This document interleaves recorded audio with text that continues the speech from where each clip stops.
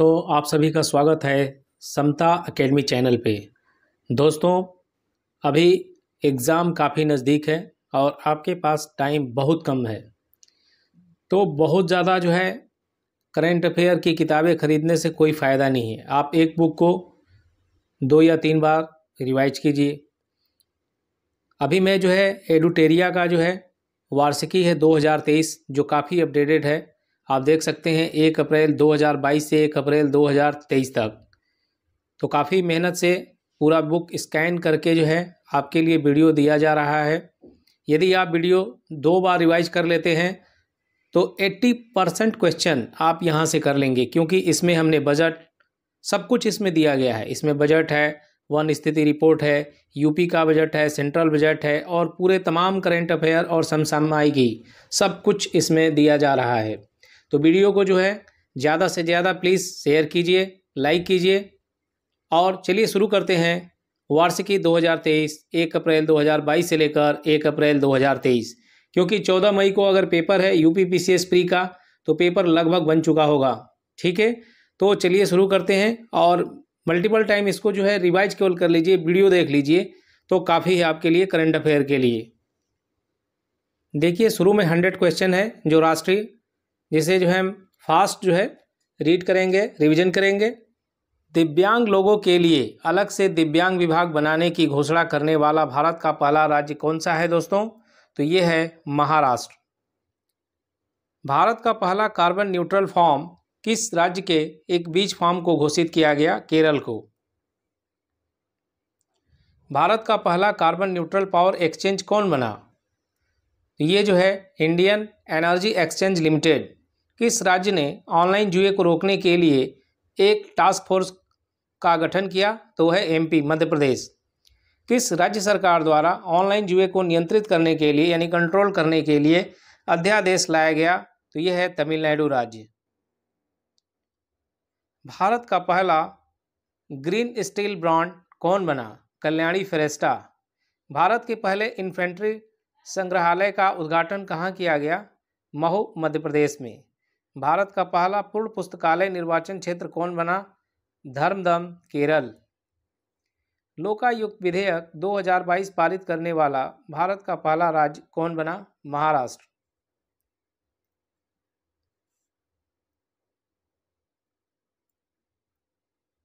Reliance industry limited द्वारा पहला multi modal logistic park कहाँ विकसित किया जा रहा है? तो चेन्नई, तमिलनाडु में। भारत का पहला स्टिकर बेस्ड डेबिट कार्ड किस बैंक ने लॉन्च किया? IDFC first bank.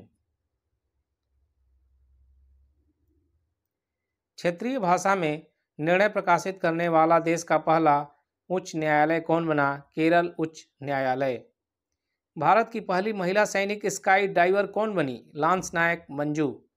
दक्षिण भारत की पहली वंदे भारत एक्सप्रेस ट्रेन की शुरुआत कहाँ से हुई? बेंगलुरु से।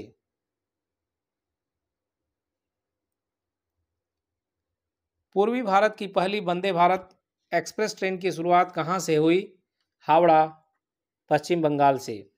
जानवरों के लिए भारत की पहली आईवीएफ मोबाइल यूनिट किस राज्य में शुरू की गई? गुजरात। 50 वर्ष से अधिक पुराने क्लासिक वाहनों के लिए एक अलग से पंजीकरण प्रक्रिया शुरू करने वाला पहला राज्य कौन बना? उड़ीसा। किस राज्य में विश्व के पहले ताड़ के पत्ते का पांडुलिपि संग्रहालय का उद्घाटन किया गया? केरल में। विश्व का सबसे बड़ा पांडुलिपि पुस्तकालय किस राज्य में बनाया जा रहा है? तो काफ़ी इंपॉर्टेंट है। विश्व का सबसे बड़ा पांडुलिपि पुस्तकालय गुजरात में बनाया जा रहा है। बैंकिंग सेवा में पूरी तरह से डिजिटल होने वाला देश का पहला राज्य? केरल। ठीक है, बैंकिंग सेवा में पूरी तरह से डिजिटल होने वाला देश का पहला राज्य केरल। भारत का पहला केबल सस्पेंशन ब्रिज बजरंग सेतु किस शहर में बनाया जा रहा है? ऋषिकेश, उत्तराखंड। एनसीईआरटी द्वारा अधिसूचित भारत के पहले राष्ट्रीय मूल्यांकन नियामक का नाम क्या है? परख। अंधापन को नियंत्रित करने के लिए नई नीति लाने वाला भारत का पहला राज्य कौन है? राजस्थान। किस जिले को देश का पहला संविधान साक्षर जिला घोषित किया गया? कोल्लम, केरल। प्रोजेक्ट दंतक के तहत सीमा सड़क संगठन के विदेशी असाइनमेंट पर तैनात होने वाली पहली महिला भारतीय सेना अधिकारी कौन बनी? कैप्टन सुरभि जखमोला। सियाचिन में तैनात होने वाली पहली भारतीय सेना अधिकारी कौन बनी? कैप्टन शिवा चौहान। संयुक्त राष्ट्र मिशन में भारतीय शांति सैनिकों की परेड का नेतृत्व करने वाली भारतीय सेना की पहली महिला अधिकारी कौन बनी? Major Jasmine Chaddha. Online gaming में भारत का पहला उत्कृष्टता केंद्र किस शहर में स्थापित किया जा रहा है? तो यह है शिलांग, मेघालय। कौन सा जिला न्यायालय अपने काम काज की ई प्रणाली शुरू करने वाला पहला जिला अदालत बन गया? उस्मानाबाद जिला न्यायालय, महाराष्ट्र। अरुणाचल प्रदेश में स्थापित होने वाली राज्य की पहली केंद्रीय जेल का नाम क्या रखा गया? सुधारक केंद्र। राज्यसभा में उपाध्यक्षों के पैनल में नामित की जाने वाली पहली महिला खिलाड़ी कौन बनी? पीटी उषा। वंदे भारत एक्सप्रेस चलाने वाली पहली महिला लोको पायलट कौन बनी है? सुरेखा यादव। काफ़ी इंपॉर्टेंट है दोस्तों ये। भारत के पहले वर्टिकल लिफ्ट सी ब्रिज का नाम क्या है? New Pamban bridge. इसकी लंबाई जो है, कुल लंबाई है 2.05 किलोमीटर। मानसिक स्वास्थ्य और सामाजिक देखभाल नीति को लागू करने वाला पूर्वोत्तर का पहला राज्य कौन बना? मेघालय। रिलायंस जियो ट्रू 5G कवरेज प्राप्त करने वाला भारत का पहला राज्य कौन बना? गुजरात।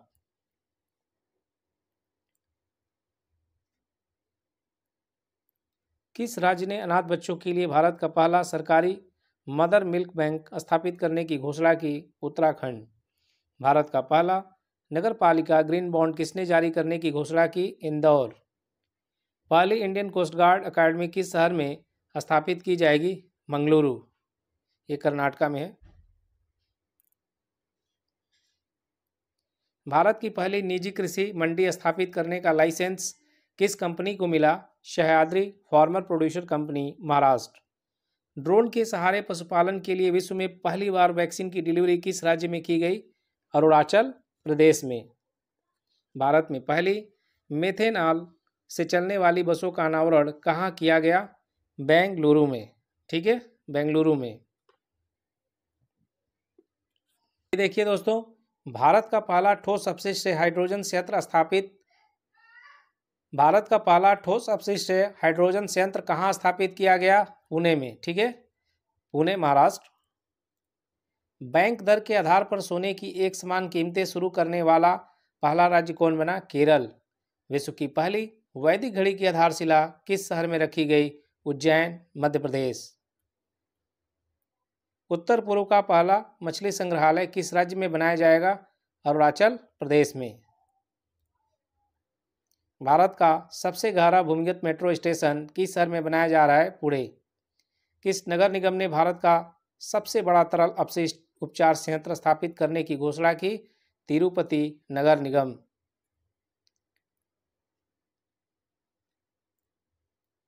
गति शक्ति विश्वविद्यालय वडोदरा का पहला चांसलर किसे नियुक्त किया गया? अश्विनी वैष्णव।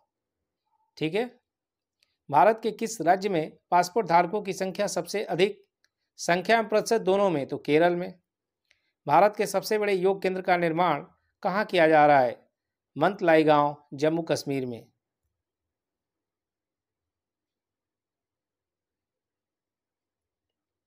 अभी फटाफट दोस्तों हम 100 कंप्लीट करेंगे। कौन सी कंपनी विश्व की सबसे बड़ी पवन सौर हाइब्रिड पावर का निर्माता बन गई? Adani green energy. मुंबई के छत्रपति शिवाजी महाराज अंतर्राष्ट्रीय हवाई अड्डे पर उतरने वाला विश्व का सबसे बड़ा विमान का नाम क्या है? एयरबस वेलुगा।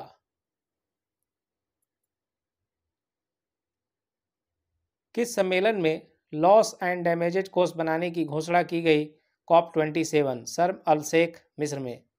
15,256 फीट पर स्थित विश्व के सबसे ऊंचे मतदान केंद्र का नाम क्या है? तासीगंग, हिमाचल प्रदेश में है। अभी विज्ञान एवं प्रौद्योगिकी देखिए, काफ़ी इंपॉर्टेंट है। Question number 71। भारतीय सेना के किस कैंट में 3D प्रिंटेड घर का उद्घाटन किया गया? अहमदाबाद कैंट, जो कि गुजरात राज्य में। भारत का पहला निजी रूप से विकसित रॉकेट का नाम क्या है? निजी रूप से विकसित रॉकेट का नाम है विक्रम एस। भारत का पहला इंट्रानेजल कोविड-19 वैक्सीन का नाम क्या है जिसे भारत बायोटेक ने विकसित किया है? इनकोवैक।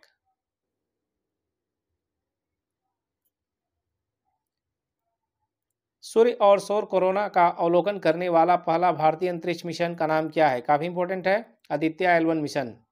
भारत के पहले 5G सक्षम ड्रोन का नाम क्या है? स्काई हाक। भारत की पहली स्वदेशी anti submarine warfare shallow water craft का नाम क्या है? INS अर्नाला। राशिद रोवर किस देश का चंद्र अंतरिक्ष यान है? संयुक्त अरब अमीरात का। किसका है? संयुक्त अरब अमीरात का। टीबी का पता लगाने के लिए किसने स्वदेशी परीक्षण किट विकसित किया? माई लैब परीक्षण किट, पुणे महाराष्ट्र। नासा का आर्टेमिस 1 मिशन किससे संबंधित है? चंद्रमा से। साइक्लोन 1 युद्ध अभ्यास किन दो देशों के बीच किया गया? भारत और मिस्र के बीच। अभी देखिए खेलकूद से संबंधित है क्वेश्चन नंबर 81। देखिए दोस्तों, पुरुषों की फीफा वर्ल्ड कप 2022 में पहली महिला रेफरी कौन बनी? स्टेफनी फ्रैम्पार्ट, फ्रांस की। अंतर्राष्ट्रीय T20 में 4000 रन बनाने वाले पहले खिलाड़ी कौन बने? विराट कोहली। भारत का पहला ICC अंडर 19 महिला T20 विश्व कप 2023 किसने जीता? भारत ने। अंतर्राष्ट्रीय T20 महिला क्रिकेट में 100 विकेट लेने वाली पहली भारतीय महिला गेंदबाज कौन बनी? दीप्ति शर्मा। भारत की तरफ से एक दिवसीय अंतर्राष्ट्रीय मैच में 5वां दोहरा शतक बनाने वाला सबसे युवा खिलाड़ी कौन बना? शुभम गिल। ठीक है। क्वेश्चन नंबर 86, एक दिवसीय मैच में सबसे तेज दोहरा शतक बनाने वाला खिलाड़ी कौन बना? ईशान किशन, चौथे भारतीय। अंतर्राष्ट्रीय टेस्ट मैच में पहले दिन ही 500 रन बनाने वाली पहली क्रिकेट टीम कौन बनी है? इंग्लैंड की। भारतीय ओलंपिक संघ की पहली महिला अध्यक्ष किसे चुना गया? भारतीय ओलंपिक संघ की पहली महिला अध्यक्ष PT उषा जी को चुना गया।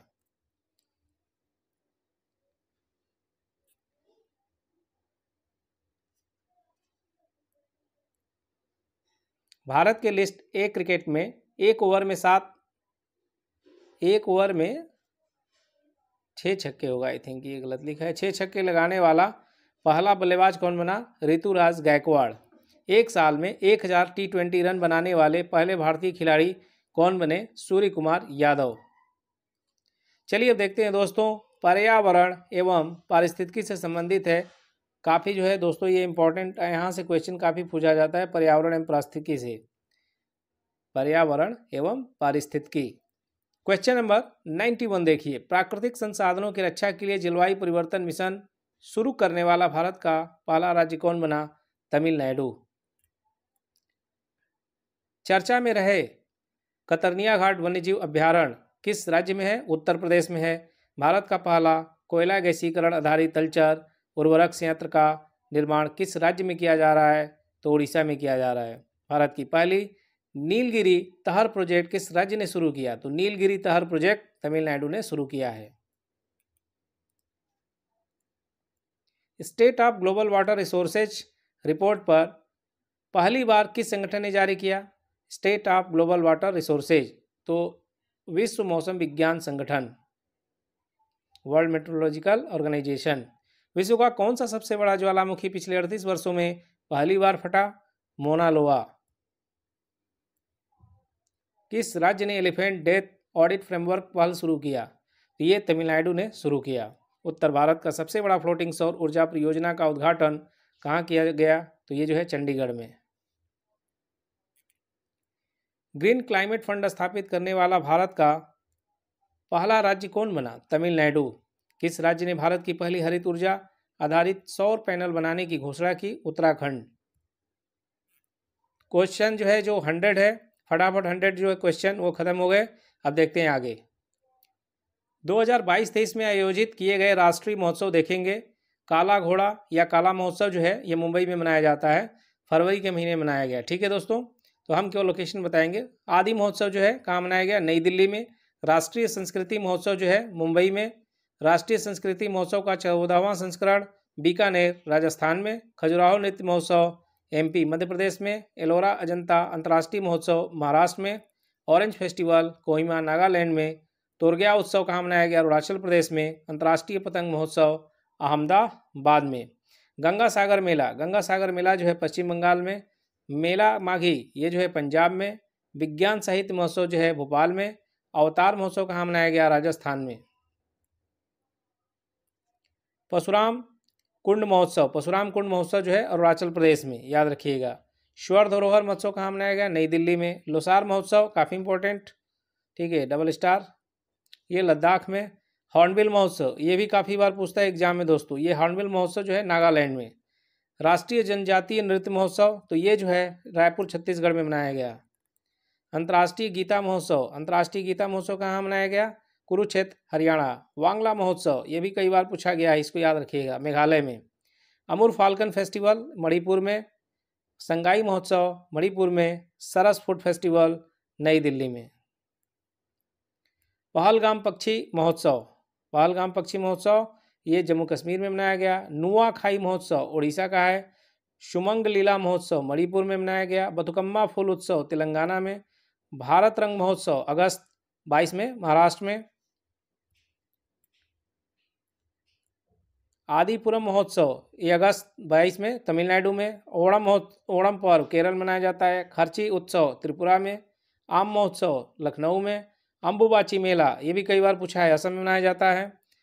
बैखो त्यौहार असम में। बिहू भी असम में, याद रखिएगा। लेवेंडर फेस्टिवल, लेवेंडर फेस्टिवल जो है ये भी फेमस है जम्मू कश्मीर में। त्रिशूरपुरम उत्सव केरल में। सिरुई लिली महोत्सव ये भी कई बार पूछा गया है, मणिपुर में फेमस है। रोंगाली बुहांग बिहू महोत्सव असम। माधवपुर मेला गुजरात में। सरहुल महोत्सव ये भी कई बार पूछा है, झारखंड का काफ़ी फेमस महोत्सव है।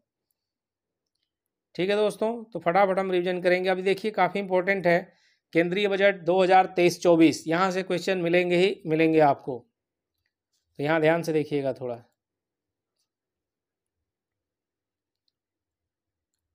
केंद्रीय बजट 2023-24 को वित्त मंत्री निर्मला सीतारमण ने 1 फरवरी 2023 को संसद में पेश किया। यह अमृतकाल में पहला बजट है। अमृतकाल के विजन सशक्त एवं समावेशी अर्थव्यवस्था को हासिल करने के लिए आर्थिक एजेंडों में 3 चीज़ों पर ध्यान केंद्रित किया गया है। पहला, नागरिकों विशेषकर युवा वर्ग को अपनी आकांक्षाओं की पूर्ति करने के लिए पर्याप्त अवसर उपलब्ध कराना। दूसरा पॉइंट, विकास और रोजगार सृजन पर विशेष ध्यान देना। तीसरा जो है बृहद आर्थिक सुस्थिरता को मजबूत करना। अमृतकाल भारत @100 तक की हमारी यात्रा के दौरान निम्नलिखित जो है 4 मौके रूपांतरित हो सकते हैं।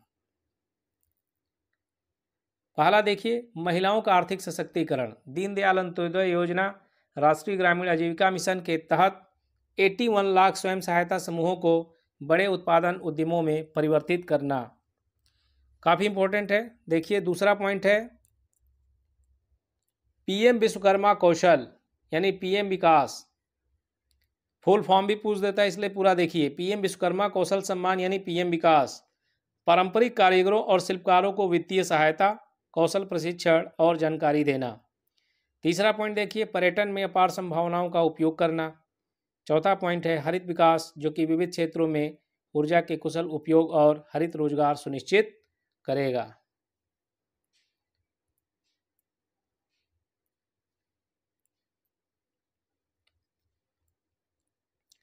केंद्रीय बजट 2023-24 के अनुसार चालू वित्त वर्ष में भारत की आर्थिक विकास दर 7% रहने का अनुमान लगाया गया है। काफ़ी इंपॉर्टेंट है, चालू वित्त वर्ष यानी फाइनेंशियल ईयर जो 23-24 है, इसमें आर्थिक विकास 7% रहने का जो है अनुमान लगाया गया है। अब यहाँ से जो भी पॉइंट है ये इसको तो मोस्ट इम्पॉर्टेंट आपको बाई हार्ट याद करना है। जो कुल बजट है देखिए 45,03,097 करोड़ का, ठीक है, 45,03,097 करोड़ का बजट है। शॉर्टकट आप 45.03 लाख करोड़ याद रखिए।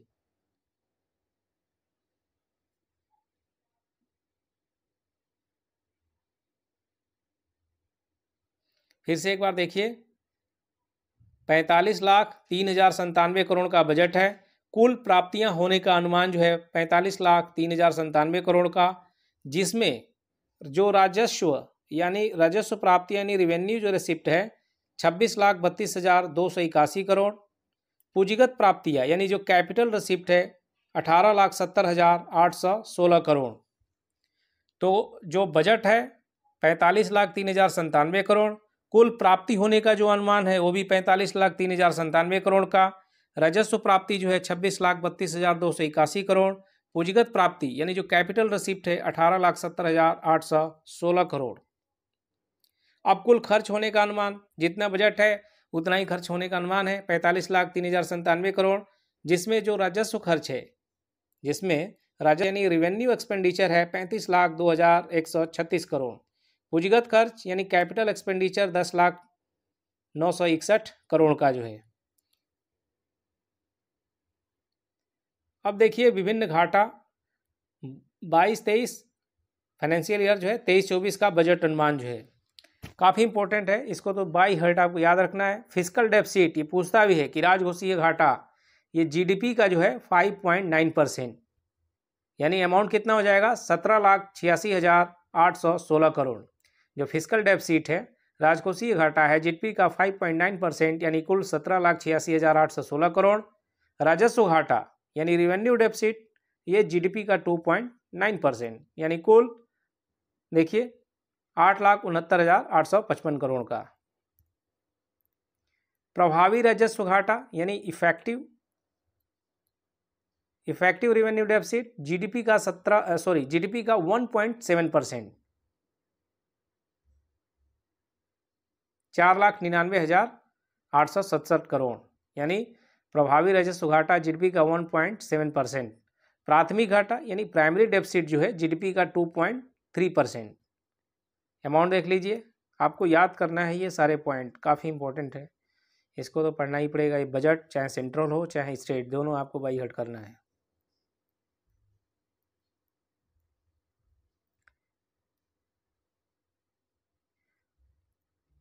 नोट देखिए, सरकार ने वर्ष 2025-26 तक राजकोषीय घाटा को जीडीपी का 4.5% कितना 4.5% लाने का लक्ष्य रखा है।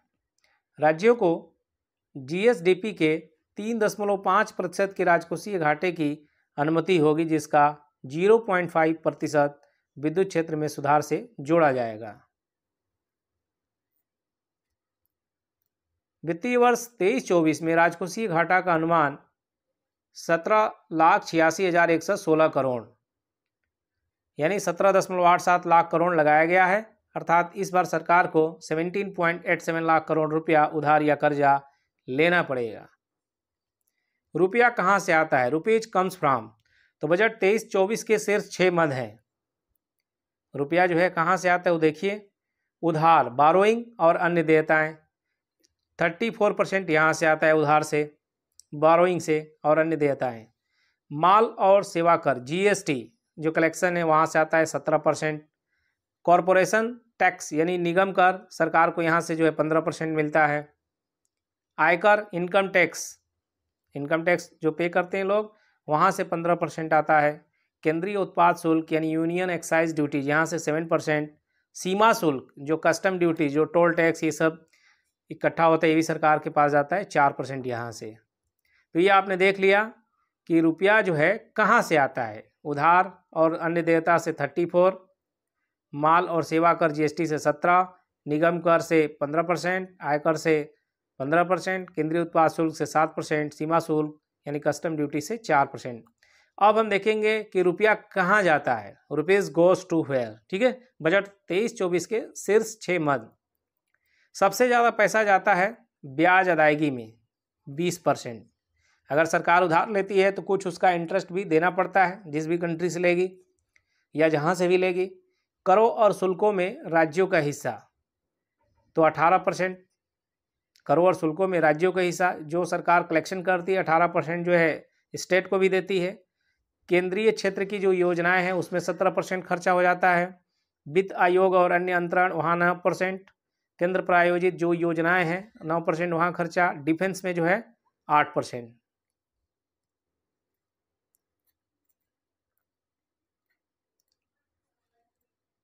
बजट 23-24 में 7 प्राथमिकताएं विकास के लिए निर्धारित की गई हैं, जो अमृतकाल के दौरान हमारा मार्गदर्शन करते हुए सप्तर्षि की भांति कार्य करती हैं।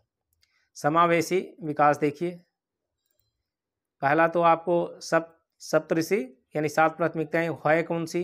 पहला समावेशी विकास है, दूसरा अंतिम व्यक्ति तक पहुंच, थर्ड यानी तीसरा और संरचना एवं निवेश, चौथा पॉइंट सक्षमता को सामने लाना, पांचवा हरित विकास, छठा युवा शक्ति और सातवां वित्तीय क्षेत्र जो है।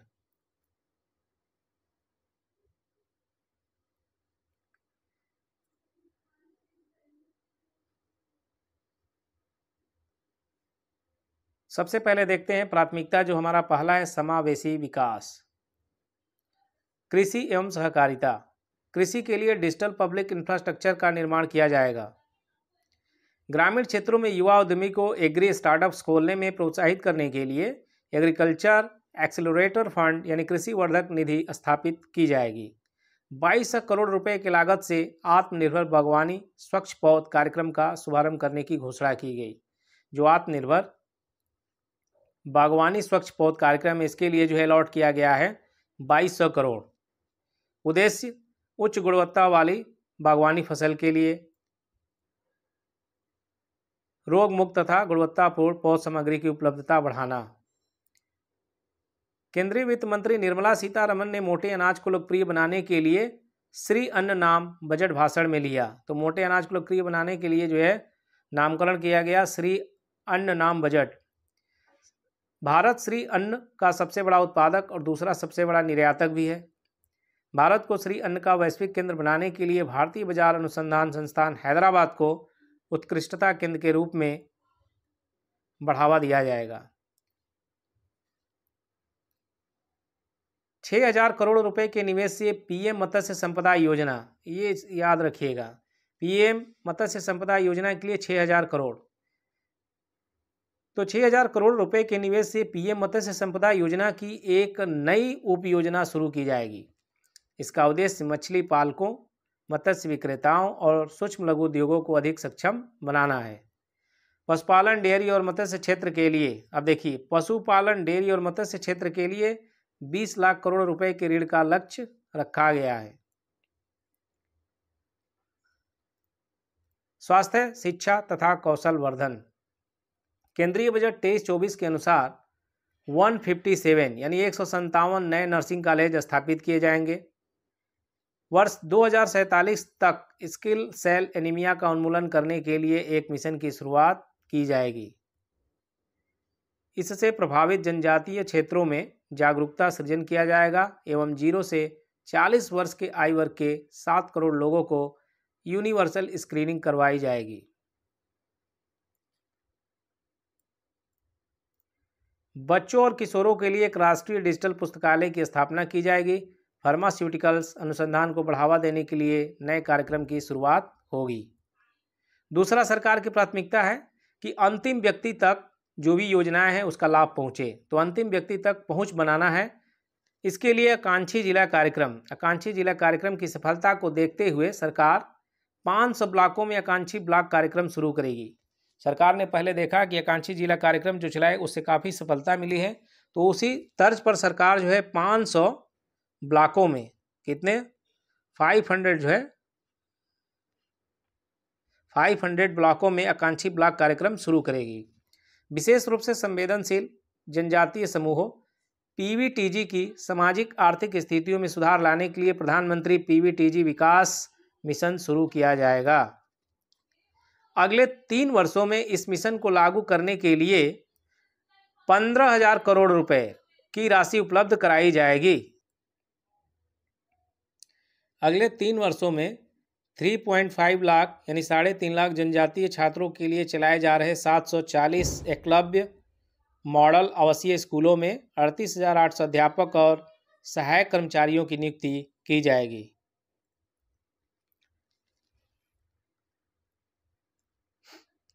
कर्नाटक के सूखा प्रवण मध्य क्षेत्र में संधारणीय सूक्ष्म सिंचाई तथा पेयजल की सुविधा मुहैया करने के लिए ऊपरी भद्रा परियोजना को केंद्रीय सहायता दी जाएगी।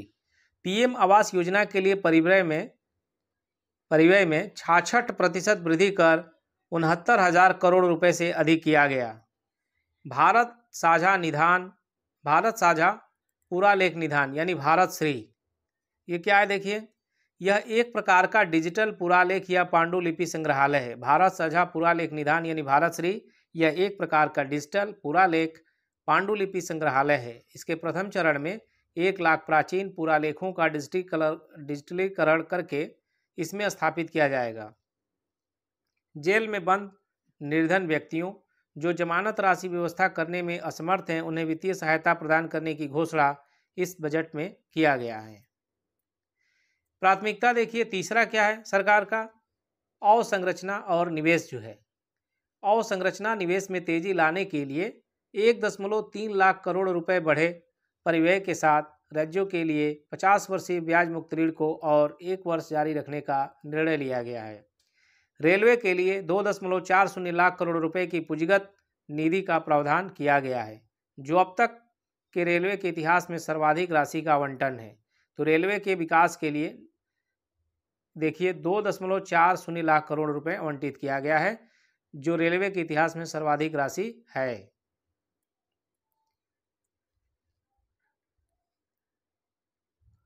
क्षेत्रीय हवाई कनेक्टिविटी में सुधार लाने के लिए 50 अतिरिक्त हवाई अड्डों का पुनरुद्धार किया जाएगा। शहरी अवसंरचना विकास कोष UIDF की स्थापना प्राथमिकता वाले क्षेत्रों में आय ऋण की कमी के उपयोग के माध्यम से होगी। इसका प्रबंधन राष्ट्रीय आवास बैंक द्वारा किया जाएगा। इसका उपयोग टियर 2 तथा टियर 3 शहरों में अवसंरचना के निर्माण के लिए सार्वजनिक एजेंसियों द्वारा किया जाएगा। इसके लिए सरकार प्रतिवर्ष 10,000 करोड़ रुपए की धनराशि उपलब्ध कराएगी। 10,000 करोड़ राशि जो है उपलब्ध कराएगी सरकार शहरी अवसंरचना विकास कोष के लिए। चौथा पॉइंट है दोस्तों, चौथा जो प्राथमिकता है सक्षमता को सामने लाना। एकीकृत ऑनलाइन प्रशिक्षण के लिए आई गॉट कर्मयोगी नामक एक प्लेटफॉर्म शुरू किया जाएगा। देश के शीर्ष शैक्षिक संस्थानों में कृत्रिम बुद्धिमत्ता के लिए 3 उत्कृष्टता केंद्र स्थापित किए जाएंगे। स्टार्टअप और शिक्षाविदों द्वारा नवाचार और अनुसंधान शुरू करने के लिए राष्ट्रीय डाटा शासन नीति लाई जाएगी। न्याय के प्रशासन में दक्षता लाने के लिए 7,000 करोड़ रुपए के परिव्यय से ई न्यायालय परियोजना का चरण 3 शुरू किया जाएगा। तो ई कोर्ट इसके लिए जो है 7,000 करोड़ रुपया। MSME के संविदा निष्पादन को सरल बनाने के लिए विवाद से विश्वास 1 लाया जाएगा। सरकार और सरकारी उपक्रमों के संविदागत विवादों के निपटान के लिए विवाद से विश्वास 2 लाया जाएगा। MSME बड़े व्यवसायों और चैरिटेबल ट्रस्टों के प्रयोग के लिए एक निकाय डिजिलॉकर स्थापित किया जाएगा। पहचान और पते के अपडेट के लिए वन स्टॉप समाधान की व्यवस्था की जाएगी, जिसमें डिजिलॉकर और आधार को मूलभूत पहचान के रूप में प्रयोग किया जाएगा। 5G सेवाओं पर आधारित एप्लीकेशन विकसित करने के लिए 100 लैब्स स्थापित किए जाएंगे।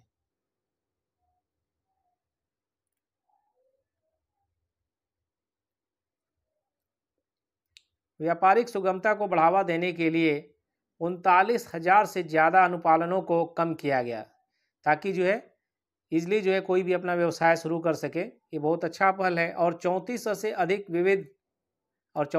अधिक विधिक उपबंधों को अपराध की श्रेणी से हटाया गया। 42 केंद्रीय अधिनियमों में संशोधन के लिए जन विश्वास विधेयक पेश किया गया। 5वां पॉइंट देखिए, जो सरकार की प्राथमिकता नंबर 5 है वो है हरित विकास। क्या है दोस्तों? हरित विकास। पर्यावरण के प्रति सजग जीवन शैली के आंदोलन को गति देने के लिए लाइफ शुरू किया गया था, जिसकी चर्चा बजट भाषण में की गई। 19,700 करोड़ रुपए के लागत से शुरू किए गए राष्ट्रीय हरित हाइड्रोजन मिशन के मदद से अर्थव्यवस्था को निम्न कार्बन सघनता वाली स्थिति में ले जाया जाएगा। इस मिशन की मदद से जीवाश्म ईंधन के आयातों पर निर्भरता को कम करके 2030 तक 5 MMT के वार्षिक उत्पादन का लक्ष्य निर्धारित किया जाएगा।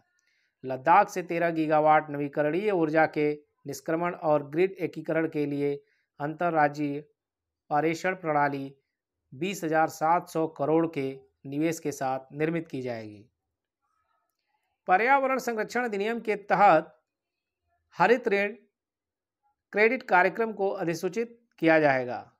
अभी देखिए पीएम प्रणाम, ये तो काफ़ी इंपॉर्टेंट है, डबल स्टार लगाइए। पीएम प्रणाम रासायनिक उर्वरकों के संतुलित प्रयोग तथा इनके स्थान पर वैकल्पिक उर्वरकों के प्रयोग को बढ़ावा देने के लिए इस कार्यक्रम को शुरू किया जाएगा। चक्रीय अर्थव्यवस्था को बढ़ावा देने के उद्देश्य से गोवर्धन यानी galvanising organic bio agro resources धन नामक योजना के तहत 10,000 करोड़ रुपए के कुल निवेश के साथ 500 नए अपशिष्ट से आमदनी संयंत्र स्थापित किए जाएंगे।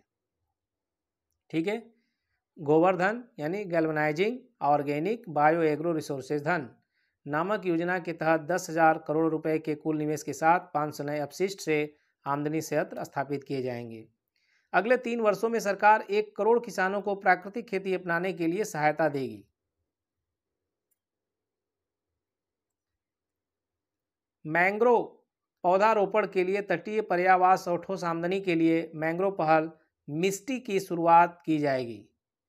मिस्टी रिलेटेड है, मैंग्रोव पौधारोपण के लिए तटीय पर्यावास और ठोस आमदनी के लिए मैंग्रोव पहल की शुरुआत की जाएगी। अगले 3 वर्षों में सरकार अमृत धरोहर योजना के माध्यम से आर्द्र भूमि तथा जैव विविधता को बढ़ावा देगी। छठवां प्राथमिकता है सरकार की युवा शक्ति। अगले 3 वर्षों में लाखों युवाओं को कौशल प्रदान करने के लिए प्रधानमंत्री कौशल विकास योजना 4.0 शुरुआत किया जाएगा। इस योजना में इंडस्ट्री 4.0 जैसे coding, AI, artificial intelligence, robotics, 3D printing इत्यादि जैसे नए युग के पाठ्यक्रमों को भी शामिल किया जाएगा। युवाओं को अंतर्राष्ट्रीय अवसरों के लिए कौशल प्रदान करने हेतु अलग अलग राज्यों में 30 स्किल इंडिया इंटरनेशनल सेंटर स्थापित किए जाएंगे।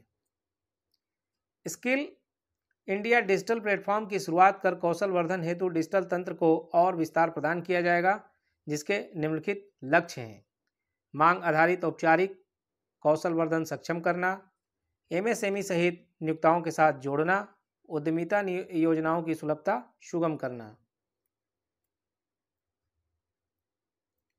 अखिल भारतीय राष्ट्रीय प्रशिक्षुता प्रोत्साहन योजना के अंतर्गत 3 वर्षों में 47 लाख युवाओं को वृत्तिका सहायता प्रदान करने के लिए डायरेक्ट बेनिफिट ट्रांसफर शुरू किया जाएगा।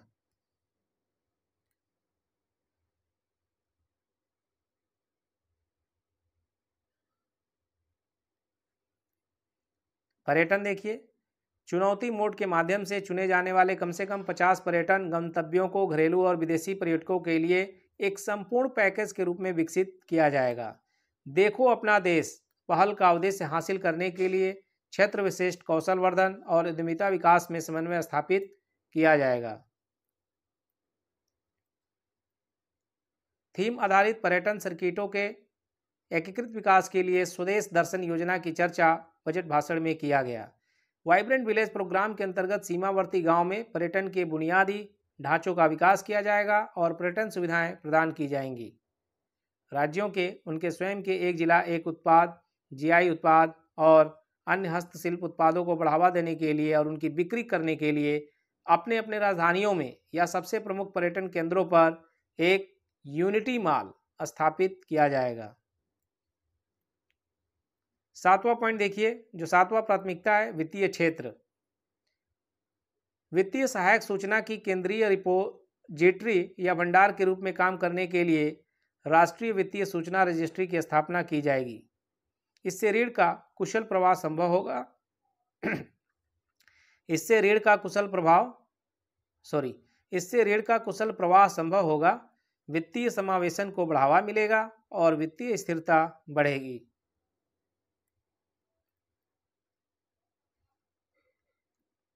डिजिटल निरंतरता समाधान ढूंढने वाले देशों के लिए GIFT IFSCC में उनके डाटा दूतावासों की स्थापना की जाएगी। कंपनियों के त्वरित रिस्पांस के लिए एक केंद्रीय डाटा संसाधन केंद्र की स्थापना की जाएगी। वर्ष 2022 में डिजिटल भुगतान के लेन देन में 76% की और मूल्य में 91% की वृद्धि हुई। तो वर्ष 2022 में डिजिटल भुगतान के लेन देन में 76% वृद्धि हुई और मूल्य में 91% की वृद्धि हुई। आज़ादी का अमृत महोत्सव के स्मरण स्वरूप मार्च 2025 तक 2 वर्ष की अवधि के लिए एक नई लघु बचत योजना महिला सम्मान बचत प्रमाण पत्र उपलब्ध कराया जाएगा। वरिष्ठ नागरिक बचत योजना के लिए अधिकतम जमा सीमा को 15 लाख रुपए से बढ़ाकर 30 लाख रुपए कर दिया जाएगा। अब केंद्रीय 24 टू द पॉइंट देखेंगे। मोबाइल फोन का उत्पादन पिछले वित्तीय वर्ष में 2,75,000 करोड़ रुपए मूल्य के 31 करोड़ यूनिट तक पहुंच गया है।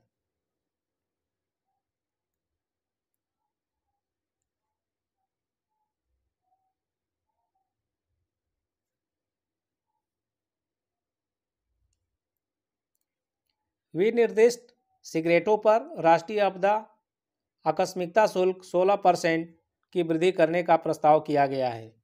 भारत विश्व में स्टार्टअप के लिए तीसरा सबसे बड़ा इकोसिस्टम है और मध्यम आय देशों के बीच नवाचार गुणवत्ता में दूसरा स्थान है। केंद्रीय बजट 23-24 में सरकार ने 2014 से अब तक की उपलब्धियां बताई जो निम्न हैं। इन 9 वर्षों में भारतीय अर्थव्यवस्था दुनिया की 10वीं से 5वीं सबसे बड़ी अर्थव्यवस्था बन गई। स्वच्छ भारत मिशन के तहत 11.7 करोड़ घरेलू शौचालयों का निर्माण किया गया। उज्ज्वला योजना के तहत 9.6 करोड़ एलपीजी कनेक्शन, 102 करोड़ लोगों को 220 करोड़ कोविड टीकाकरण, पीएम जनधन योजना के तहत 47.8 करोड़ बैंक खाते खोले गए। तो सरकार अपनी उपलब्धियां बता रही है। ठीक है, जो बजट पिछले बजट में जो सफलताएं मिली हैं उसके जो है इंपॉर्टेंट पॉइंट, पीएम जनधन योजना के तहत 47.8 करोड़ बैंक खाते भी खोले गए।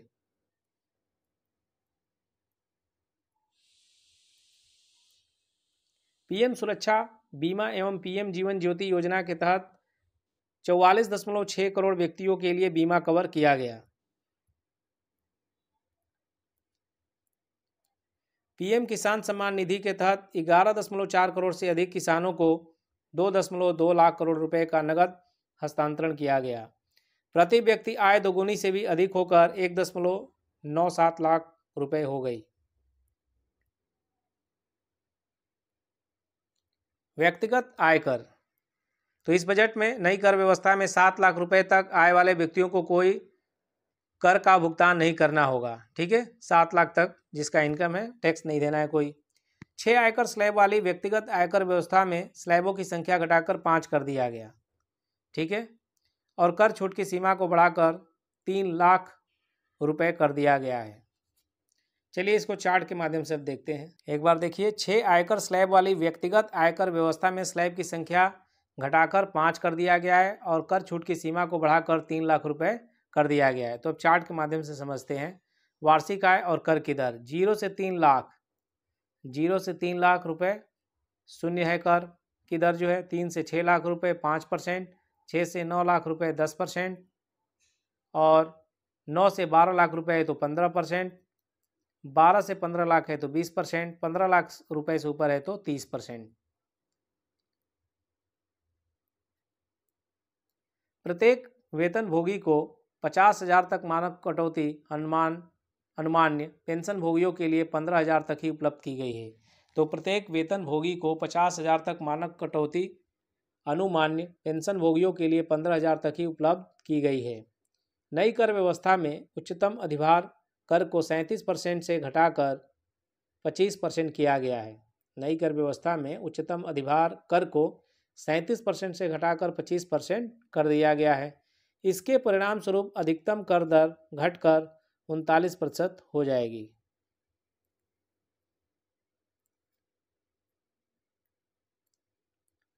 बजट 2023-24 के तहत विभिन्न योजनाओं पर खर्च, जो टॉप 4 सबसे ज़्यादा जो खर्चा है देखिए, प्रधानमंत्री आवास योजना, जल जीवन मिशन, मनरेगा, प्रधानमंत्री किसान सम्मान निधि यानी पीएम किसान 60,000 करोड़। अब देखिए बजट 23-24 के तहत प्रमुख मदों पर व्यय, परिवहन पर देख लीजिए इतना करोड़, रक्षा पे, ग्रामीण विकास पे और शिक्षा पे। तो इसको आपको याद करना है डेटा को। आगे देखिए, बजट 22-23 के तहत विभिन्न मंत्रालयों पर खर्च, जो पिछला बजट था 22-23, उसमें टॉप 5 जो है रक्षा मंत्रालय। देखिए रक्षा मंत्रालय पे काफ़ी खर्च हुआ था, तो ये डेटा देखिए, रक्षा मंत्रालय पे इतने लाख करोड़। फिर सड़क परिवहन, रेल मंत्रालय, उपभोक्ता मामले, खाद्य और सार्वजनिक वितरण मंत्रालय 2.06 लाख करोड़। गृह मंत्रालय पर 1.96 लाख करोड़ खर्च हुआ था। पिछला बजट की बात है ये।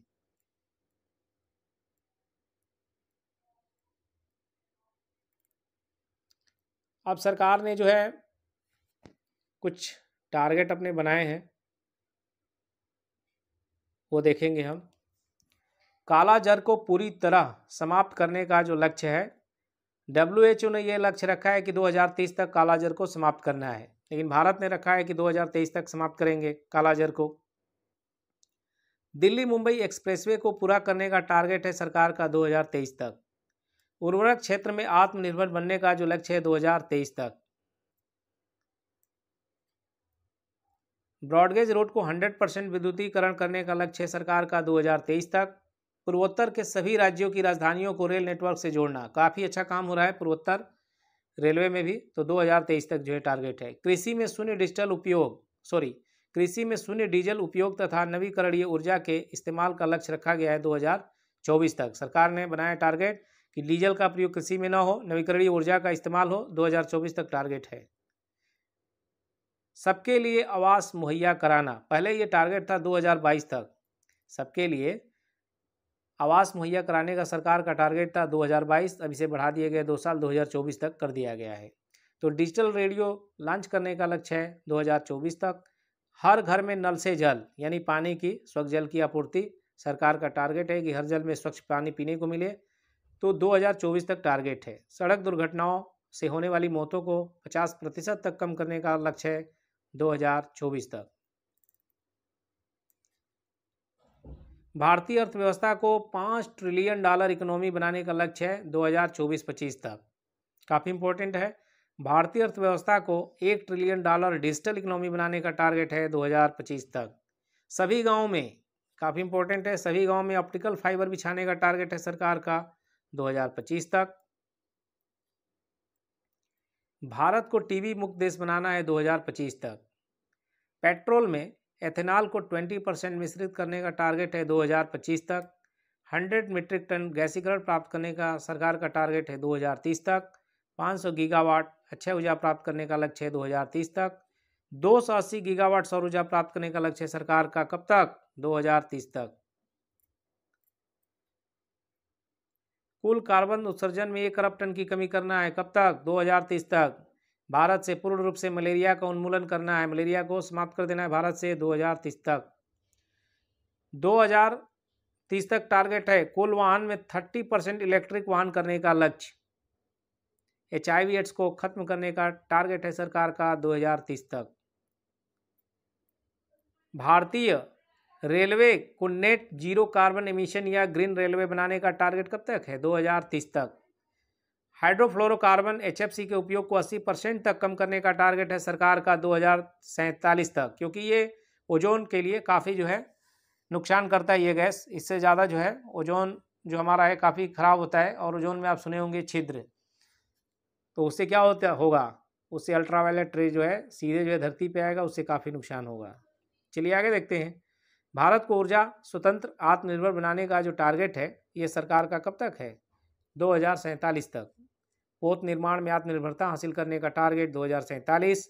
मुंबई शहर में शून्य कार्बन उत्सर्जन करने का टारगेट कब तक है? 2050 तक। दोस्तों अभी हम देखेंगे आर्थिक समीक्षा 2022-23, तो इस पे काफ़ी ध्यान से आप देखिएगा।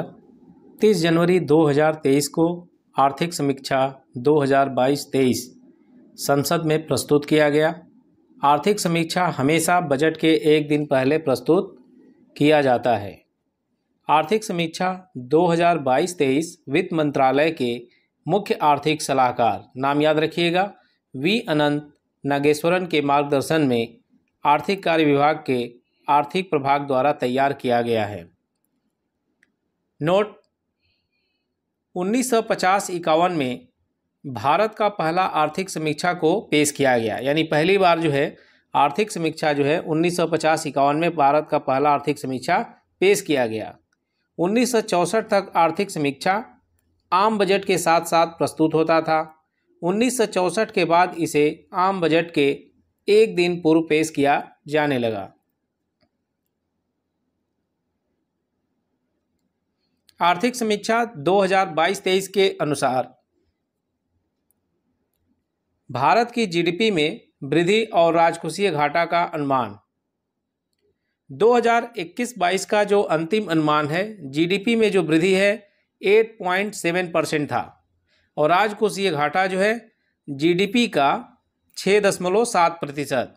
वहीं 2022-23 का जो पहला अग्रिम अनुमान है कि जीडीपी में वृद्धि जो है 7% का यानी 7% का और राजकोषीय घाटा जो है जीडीपी का 6.4%। 2023-24 में अनुमानित है 6 से 6.8% की वृद्धि। निवल शून्य प्रतिज्ञा स्रोत क्या है? आर्थिक समीक्षा 2022-23। तो भारत का जो लक्षित वर्ष है वो है 2070 तक। चीन, रूस, इंडोनेशिया, सऊदी अरब, इनका जो लक्षित वर्ष है 2060 तक। तुर्की का लक्षित वर्ष है 2053 तक। अमेरिका, कनाडा, अर्जेंटीना, ब्राज़ील, यूरोपीय union, United kingdom, France, Italy, दक्षिण कोरिया, जापान, साउथ अफ्रीका और ऑस्ट्रेलिया, इनका लक्षित वर्ष है 2050 तक और जर्मनी का 2045 तक।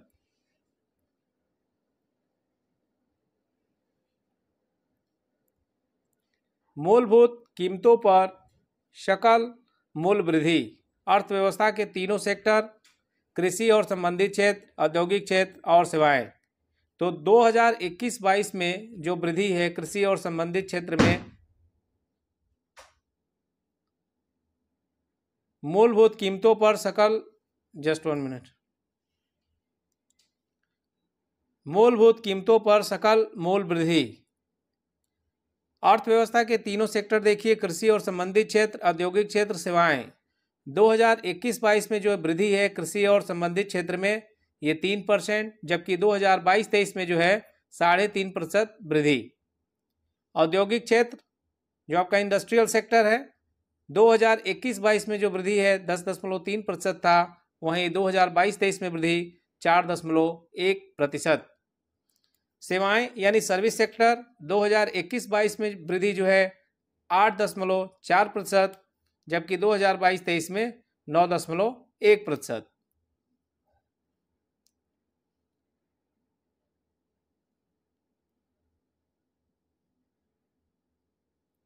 अभी भारतीय अर्थव्यवस्था पर एक नज़र आप देखिए। राजकोषीय घाटा जो है जीडीपी का प्रतिशत जो है ये आपका फाइनेंशियल ईयर वाइज दिया है। 2019-20 में जो है राजकोषीय घाटा जीडीपी का कितना था? 2019-20 में जो है 4.7%, वहीं 2020-21 में 9.2%, 21-22 में जो है 6.7% और 2022-23 में जो है राजकोषीय घाटा जीडीपी का 6.4%। मुद्रास्फीति यहाँ दिया है, ये देखिए। अब नीचे देखिए जीडीपी वृद्धि दर जो है स्थिर मूल्यों पर प्रतिशत में, ठीक है। तो हमें फोकस करना है जो लेटेस्ट है 2022-23 में देखिए जीडीपी वृद्धि दर स्थिर मूल्यों पर 7%, वहीं जो है 23-24 में फाइनेंशियल ईयर 23-24 में जो है 6 से 6.8% जीडीपी वृद्धि दर ये अनुमानित है।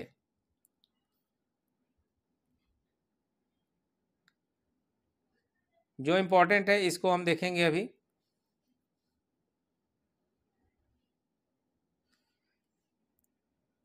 दो 2022-23 में विश्व के विभिन्न क्षेत्र में भारत का क्या स्थान रहा?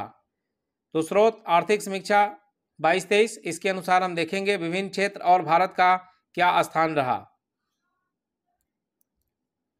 वैक्सीन के निर्माण में भारत का जो है पहला स्थान रहा। दोपहिया और तिपहिया वाहनों के निर्माण में जो है पहला स्थान। दुग्ध उत्पादन में इंडिया का स्थान जो है पहला है। कच्चे इस्पात के उत्पादन में भारत का स्थान जो है दूसरा। मोबाइल फ़ोन निर्माण में जो है भारत का स्थान दूसरा। अंडा उत्पादन में जो है भारत का स्थान तीसरा ऑटोमोबाइल सेक्टर में जो है भारत का स्थान तीसरा। वहीं बात करें फार्मास्यूटिकल और फार्मा उद्योग में तो भारत का स्थान तीसरा। यात्री गाड़ियों के निर्माण में भारत का स्थान चौथा। रेलवे नेटवर्क में भारत का स्थान चौथा। विदेशी मुद्रा भंडार में छठवां स्थान। विश्व व्यापार के सेवा निर्यात में भारत का स्थान सातवां। मीट यानी मांस उत्पादन में आठवां स्थान। विश्व व्यापार के सेवा आयात में जो है 10वां।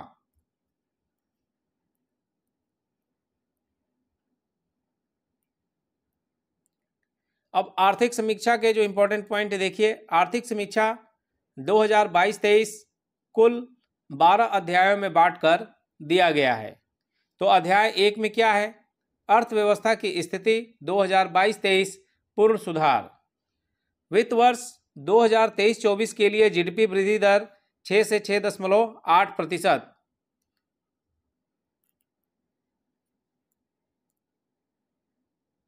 वित्त वर्ष 2023-24 के लिए जीडीपी वृद्धि दर 6 से 6.8% रहने का अनुमान लगाया गया है। अभी आपने चार्ट में भी देखा था।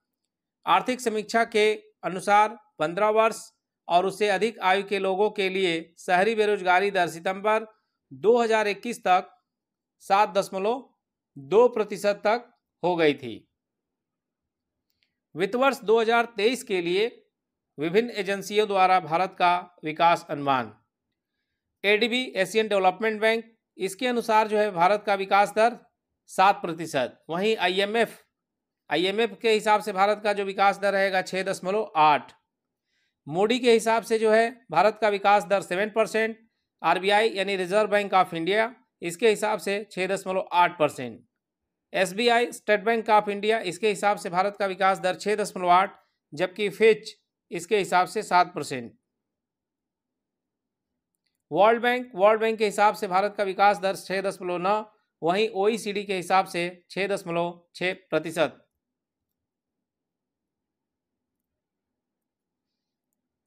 नोट, इन सभी एजेंसियों द्वारा भारत का औसत विकास दर इन सभी एजेंसियों द्वारा भारत का औसत विकास दर 6.9% अनुमानित किया गया है। क्रय शक्ति क्षमता परचेजिंग पावर पैरिटी के अनुसार भारत दुनिया की तीसरी सबसे बड़ी अर्थव्यवस्था है और बाजार विनिमय दरों में 5वीं जो है सबसे बड़ी अर्थव्यवस्था है। अब अध्याय 2 देखिए, क्योंकि 12 में विभाजित है। तो अध्याय 2 है भारत का मध्यावधि विकास परिदृश्य, आशावादी तथा विश्वसनीय। यह अध्याय यह दर्शाता है कि महामारी पूर्व वर्षों की तुलना में अब भारत का विकास परिदृश्य बेहतर नजर आ रहा है और भारतीय अर्थव्यवस्था आने वाले वर्षों में अपनी पूरी क्षमता के साथ विकसित होने के लिए तैयार है। सरकार के अनुसार 2019 के राष्ट्रीय अवसंरचना पाइपलाइन एनआईपी और 2021 के राष्ट्रीय मुद्रीकरण पाइपलाइन एनएमपी से बुनियादी ढांचे के निर्माण और विकास के लिए एक मजबूत आधार रेखा तैयार की गई है। अब अध्याय 3 देखिए, किससे रिलेटेड है? तो ये राजकोषीय विकास और राजस्व सुधार से रिलेटेड है। अप्रैल-नवंबर 2022 के दौरान सकल कर राजस्व में 15.5% की वार्षिक वृद्धि दर्ज की गई, जो कि प्रत्यक्ष करों और अप्रत्यक्ष कर जीएसटी में दमदार वृद्धि से संभव हुआ है। यहाँ साइड में देखिए औसत मासिक जीएसटी संग्रह का जो है चार्ट भी है, इसे भी आप ध्यान से देखिए। पिछले कुछ वित्तीय वर्षों में औसत मासिक सकल जीएसटी संग्रह में अप्रत्याशित वृद्धि दिखी। चालू वित्त वर्ष के दौरान राजस्व व्यय की आवश्यकता काफी अधिक रहने के बावजूद केंद्र सरकार ने पूंजीगत व्यय पर विशेष जोर दिया। सरकार की पूंजीगत व्यय आधारित विकास रणनीति से भारत में विकास दर एवं ब्याज दर के बीच के अंतर को धनात्मक रखने में मदद मिलेगी, जिससे आने वाले वर्षों में ऋण जीडीपी अनुपात को एक दायरे में रखना संभव होगा। अध्याय 4 देखिए, मौद्रिक प्रबंधन और वित्तीय मध्यस्थता एक अच्छा वर्ष। आरबीआई ने पॉलिसी रेपो दर में संचयी तौर पर 225 आधार अंकों की वृद्धि की। सकल गैर निष्पादित संपत्ति अनुपात जीएनपीए घटकर पिछले 7 वर्षों के निचले स्तर 5% पर पहुंचा। भारत ने वित्त वर्ष 2023 अप्रैल दिसंबर में घरेलू शेयर बाजार प्रदर्शन में अपने समकक्षों को पीछे छोड़ा।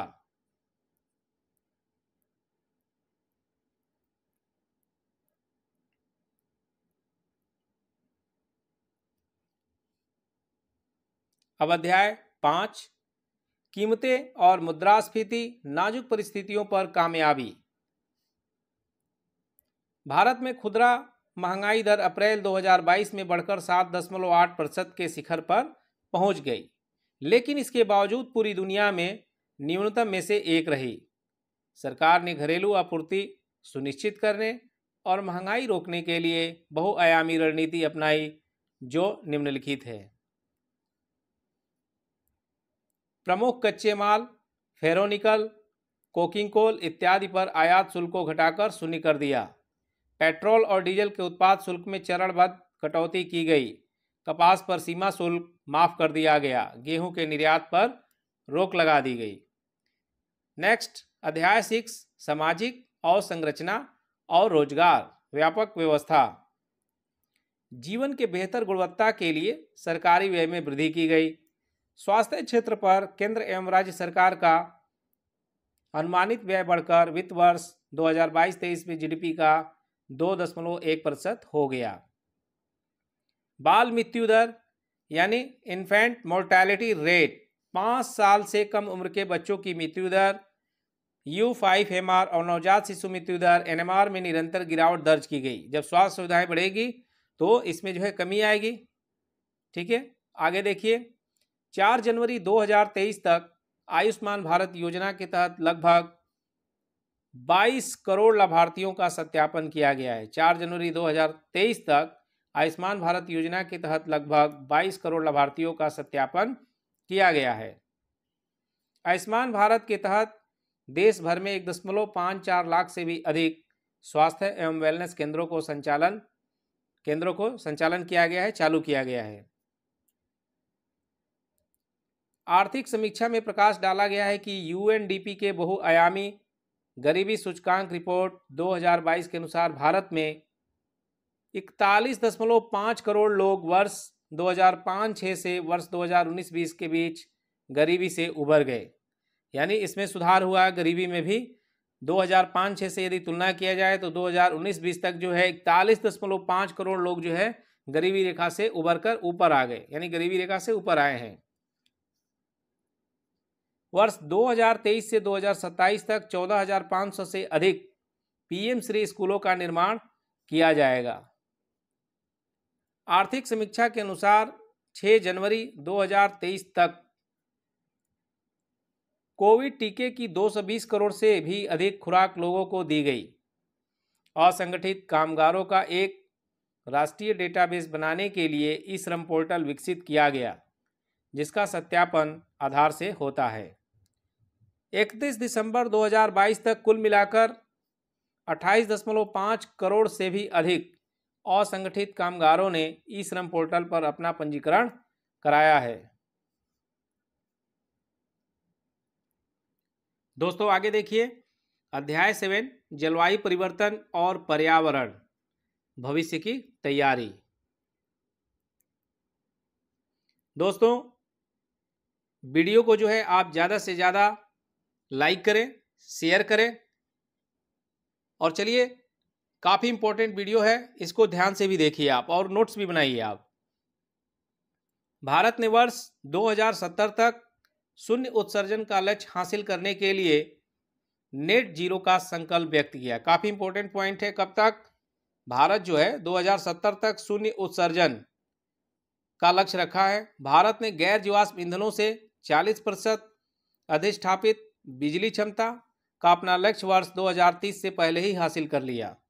भारत ने अब 2030 तक गैर जीवाश्म ईंधनों से 50% संचयी विद्युत ऊर्जा संस्थापित क्षमता हासिल करने का लक्ष्य रखा है।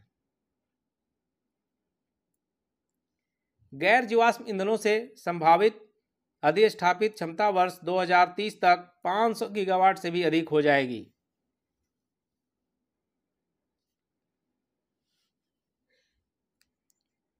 इससे वर्ष 2014-15 की तुलना में वर्ष 2029-30 तक औसत उत्सर्जन दर में लगभग 29% की कमी आ जाएगी। भारत अपनी जीडीपी की उत्सर्जन तीव्रता को वर्ष 2005 के स्तर की तुलना में वर्ष 2030 तक 45% कम कर देगा। यदि 2005 से आप तुलना करें तो 2030 तक भारत अपनी जीडीपी की उत्सर्जन तीव्रता को जो है 45% तक कम कर देगा। पर्यावरण के लिए जीवन शैली लाइफ के रूप में जन आंदोलन शुरू किया गया।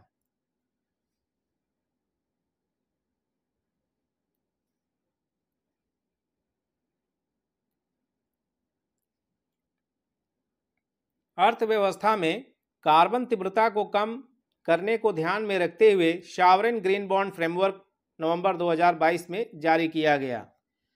सॉवरेन ग्रीन बॉन्ड को जारी करने की घोषणा केंद्रीय बजट 2022-23 में की गई थी। फाइनेंशियल ईयर 22-23 में किया गया। इसे जारी करने एवं इसका सत्यापन करने के लिए एक ग्रीन फाइनेंसिंग वर्किंग कमेटी का भी गठन किया गया है। वर्ष 2047 तक भारत को ऊर्जा स्वतंत्र राष्ट्र बनाने के लिए राष्ट्रीय हरित हाइड्रोजन मिशन शुरू किया गया है। यानी 2047 तक राष्ट्रीय हरित हाइड्रोजन मिशन जो है माने ऊर्जा स्वतंत्र राष्ट्र बनाने के लिए जो है राष्ट्रीय हरित हाइड्रोजन मिशन शुरू किया गया है। राष्ट्रीय हरित हाइड्रोजन मिशन द्वारा वर्ष 2030 तक कम से कम 5 MMT यानी मिलियन मीट्रिक टन की वार्षिक हरित हाइड्रोजन उत्पादन क्षमता विकसित कर ली जाएगी। राष्ट्रीय हरित हाइड्रोजन मिशन के तहत वर्ष 2030 तक जीवाश्म ईंधन के आयात में 1 लाख करोड़ रुपए से भी अधिक की संचयी कटौती की जाएगी। वर्ष 2030 तक नवीकरणीय ऊर्जा क्षमता में लगभग 125 गीगावाट की वृद्धि की जाएगी और ग्रीन हाउस गैस के वार्षिक उत्सर्जन में लगभग 50 MMT की कमी की जाएगी। अक्टूबर 2022 तक राष्ट्रीय सौर मिशन के तहत 61.6 गीगावाट सौर ऊर्जा क्षमता अधिष्ठापित किया जा चुका है। जलवायु परिवर्तन के लिए 12 उत्कृष्टता केंद्र बनाए गए और इन्हें मजबूत किया जा रहा है। सतत कृषि के लिए राष्ट्रीय मिशन जैविक खेती के तहत 0.15 लाख हेक्टेयर और सूक्ष्म सिंचाई के तहत 10 लाख हेक्टेयर को कवर करने का प्रमुख लक्ष्य रखा गया है। यानी सतत कृषि के लिए राष्ट्रीय मिशन क्या है? जैविक खेती के तहत 0.15 लाख हेक्टेयर और सूक्ष्म सिंचाई के तहत 10 लाख हेक्टेयर कवर करने का टारगेट रखा गया है। 26 अगस्त 2022 को भारत सरकार ने जलवायु परिवर्तन पर संयुक्त राष्ट्र फ्रेमवर्क कन्वेंशन UNFCCC को सूचित करने के लिए भारत ने अद्यतन राष्ट्रीय स्तर पर निर्धारित योगदान NDC प्रस्तुत किया। भारत ने अपना पहला NDC अक्टूबर 2015 में UNFCCC को प्रस्तुत किया था, जिसमें 8 लक्ष्य शामिल थे। आर्थिक सर्वेक्षण के अनुसार भारत में वन और वृक्षों के आवरण का कार्बन स्टॉक लगभग 7,204 मिलियन टन है, जहां अरुणाचल प्रदेश में सबसे ज़्यादा कार्बन स्टॉक 1,024 मिलियन टन, उसके बाद मध्य प्रदेश 609 मिलियन टन का स्थान है। आर्थिक समीक्षा के अनुसार अगस्त 2022 तक भारत के 18 राज्यों में 75,796.8 वर्ग किलोमीटर क्षेत्र में 53 टाइगर रिजर्व फैले हैं, जो जंगली बाघों की वैश्विक आबादी का 75% इसमें रहता है। देश के 17 टाइगर रिजर्व CA या TS अंतर्राष्ट्रीय मान्यता प्राप्त है और 2 को अंतर्राष्ट्रीय TX2 पुरस्कार मिल चुका है। आर्थिक समीक्षा के अनुसार भारत में एशियाई शेरों की आबादी 674 है और 12,852 तेंदुए हैं। पूरे विश्व के 60% से अधिक हाथियों की आबादी भारत में है। अब अध्याय 8 कृषि और खाद्य प्रबंधन यानी खाद्य सुरक्षा से पोषण सुरक्षा तक। प्रथम अग्रिम अनुमान 2022-23 के अनुसार भारत में प्रथम अग्रिम अनुमान 2022-23 के अनुसार भारत में 315.7 मिलियन टन कुल खाद्यान्न का उत्पादन हुआ, जिसमें खरीफ फसलों का उत्पादन 104.9 मिलियन टन अनुमानित है। पिछले 6 वर्षों के दौरान भारतीय कृषि क्षेत्र 4.6% की औसत वार्षिक वृद्धि दर से प्रगति कर रहा है।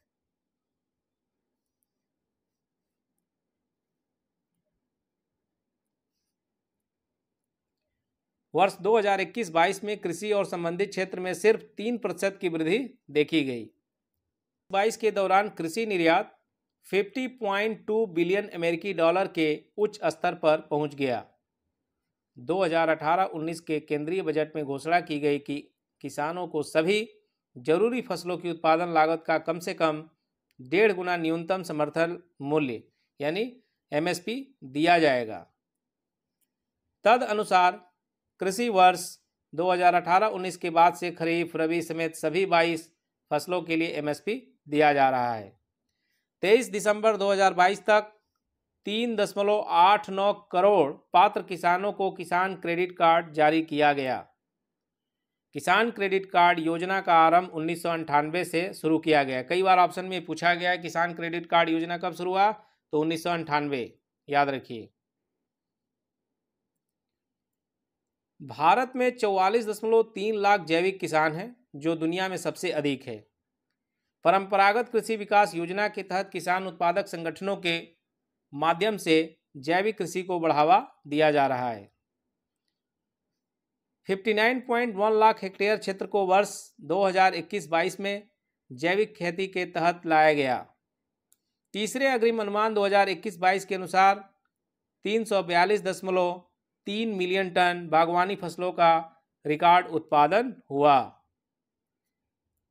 संयुक्त राष्ट्र महासभा ने मार्च 2021 के दौरान अपने 75वें सत्र में वर्ष 2023 को अंतर्राष्ट्रीय मोटा अनाज वर्ष घोषित किया था। अंतर्राष्ट्रीय पोषक अनाज वर्ष पहल के माध्यम से भारत मोटे अनाजों को बढ़ावा देने में अग्रणी भूमिका निभा रहा है। वर्ष 2021-22 के चौथे अग्रिम के अनुसार भारत ने 50.9 मिलियन टन से अधिक मोटे अनाज का उत्पादन किया, जो एशिया के 80% और वैश्विक उत्पादन का 20% है। सहकार से समृद्धि विजन को साकार करने के लिए जुलाई 2021 में सहकारिता मंत्रालय की स्थापना की गई थी। 2021-22 के दौरान कृषि खाद्य निर्यात का मूल्य भारत के कुल निर्यात का 10.9% था। सरकार ने 1 जनवरी 2023 से एक वर्ष के लिए राष्ट्रीय खाद्य सुरक्षा अधिनियम के तहत सरकार ने 1 जनवरी 2023 से एक वर्ष के लिए राष्ट्रीय खाद्य सुरक्षा अधिनियम के तहत लगभग 81.4 करोड़ लाभार्थियों को मुफ्त खाद्यान्न देने का ऐतिहासिक निर्णय लिया है। इसके तहत सरकार अगले एक साल के लिए लाभार्थियों को प्रति व्यक्ति 5 किलोग्राम और अंत्योदय अन्न योजना के लाभार्थियों को 35 किलोग्राम प्रति परिवार मुफ्त में खाद्यान्न उपलब्ध कराएगी।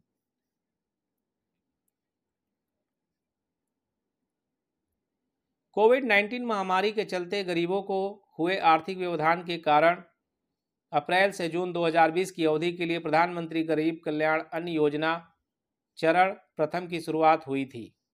अभी तक इसके आगे भी विभिन्न चरणों को लागू किया जा चुका है। चरण 7 अक्टूबर से दिसंबर 2022 को शामिल करने वाला नवीनतम चरण है। इसके तहत राष्ट्रीय खाद्य सुरक्षा अधिनियम के अधीन लाभार्थियों को प्रति व्यक्ति प्रतिमाह 5 किलो अतिरिक्त खाद्यान्न मुफ्त में प्रदान किया जाता है। पीएम किसान के अंतर्गत 11.3 करोड़ किसानों को वित्तीय सहायता उपलब्ध कराई गई। राष्ट्रीय कृषि विपणन योजना ई-नाम, इसके तहत 1.74 करोड़ किसानों और 2.3 लाख व्यापारियों को शामिल किया गया।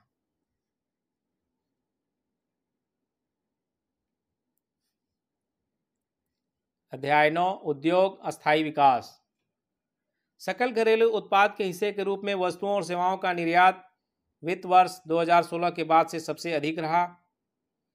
भारत विश्व का दूसरा सबसे बड़ा मोबाइल फोन निर्माता बन गया है, जिसके हैंडसेट का उत्पादन वित्त वर्ष 2021 में 29 करोड़ यूनिट भारत ने कर दिया।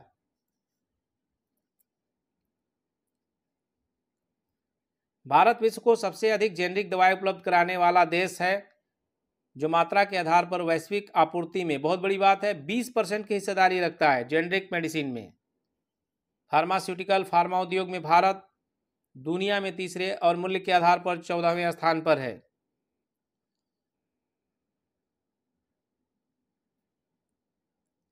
फार्मा उद्योग में प्रत्यक्ष विदेशी निवेश, फॉरेन डायरेक्ट इन्वेस्टमेंट यानी एफडीआई में 4 गुना वृद्धि हुई है।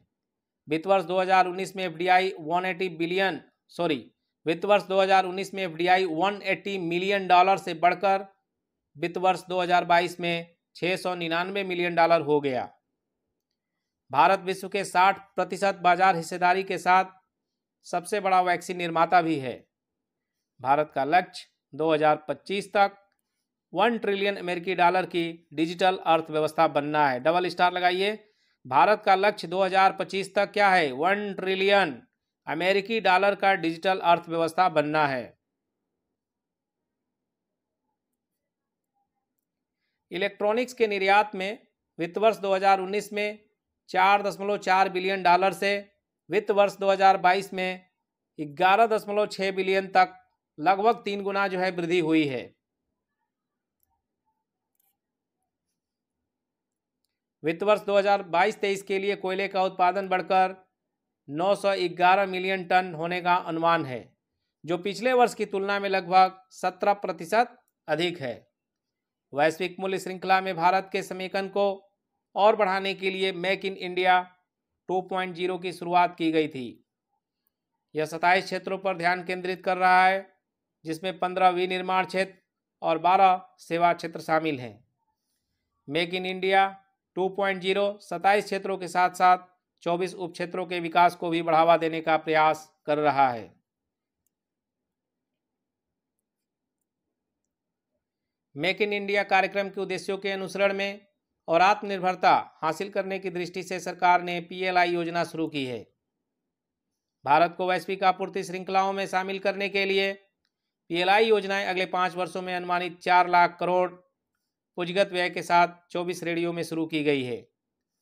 वित्त वर्ष 2022 में पीएलआई योजनाओं के अंतर्गत 47,500 करोड़ रुपए का निवेश देखा गया।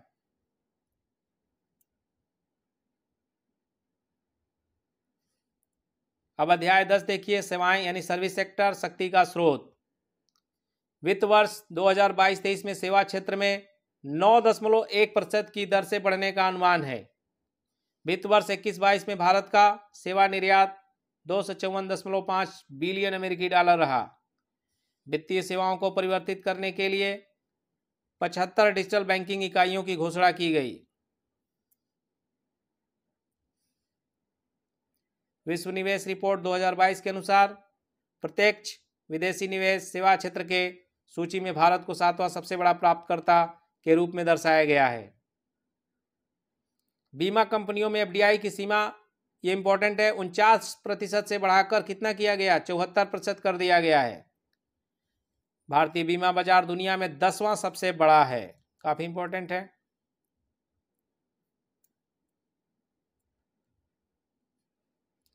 अध्याय 11 वैदेशिक क्षेत्र, सतर्क और आशावान।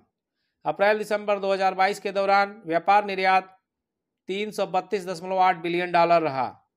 अप्रैल दिसंबर 2022 के दौरान व्यापार आयात 551.7 बिलियन डॉलर रहा। भारत ने अब तक 13 मुक्त व्यापार समझौते किए हैं। इस सूची में सबसे नया भारत ऑस्ट्रेलिया आर्थिक सहयोग और व्यापार समझौता है, जिस पर 2 अप्रैल 2022 को हस्ताक्षर किए गए और यह 29 दिसंबर 2022 को प्रभावी हुआ। इससे पहले भारत यूएई व्यापक आर्थिक साझेदारी समझौता सेपा है, जिस पर 18 फरवरी 2022 को हस्ताक्षर किए गए थे और आधिकारिक तौर पर यह 1 मई 2022 को प्रभावी हुआ था।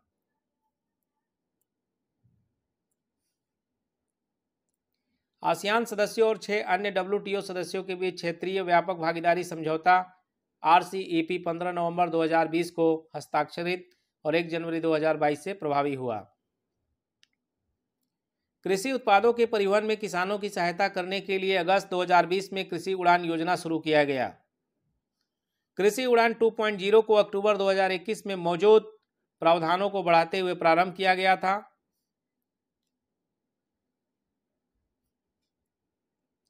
अप्रैल से सितंबर 2022 की अवधि के लिए चालू खाता घाटा जीडीपी का 3.3% दर्ज किया गया। अप्रैल से सितंबर 2022 की अवधि के लिए चालू खाता शेष जीडीपी का 4.4% दर्ज किया गया। दिसंबर 2022 के अंत तक भारत का विदेशी मुद्रा भंडार काफी इंपॉर्टेंट है, 562.7 बिलियन अमेरिकी डॉलर रहा।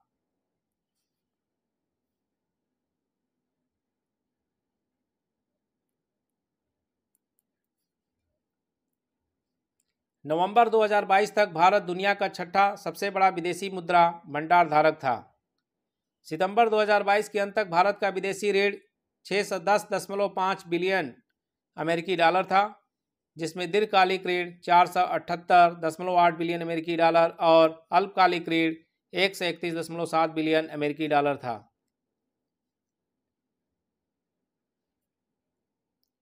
अध्याय 12 भौतिक और डिजिटल अवसंरचना।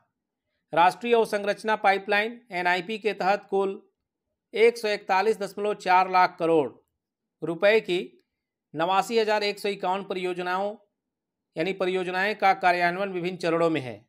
राष्ट्रीय अवसंरचना पाइपलाइन की शुरुआत वित्त वर्ष 2019-20 से अगले 5 वर्षों में वित्त वर्ष 2024-25 के लिए की गई थी।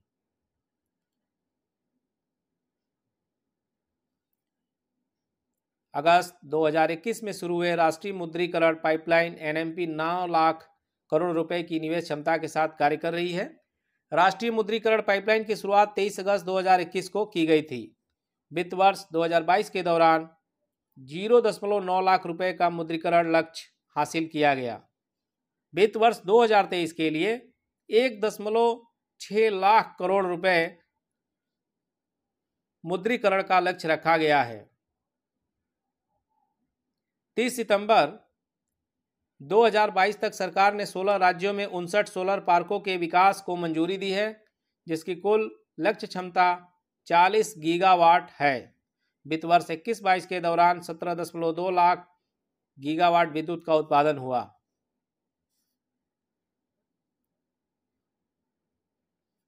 काफी इंपॉर्टेंट डेटा है दोस्तों, पढ़ना तो पड़ेगा आपको। कुल विद्युत उत्पादन में सबसे बड़ा हिस्सा थर्मल 59.1%, द्वितीय सबसे बड़ा हिस्सा अक्षय ऊर्जा 27.5%, तृतीय सबसे बड़ा हाइड्रो 11.7% का है।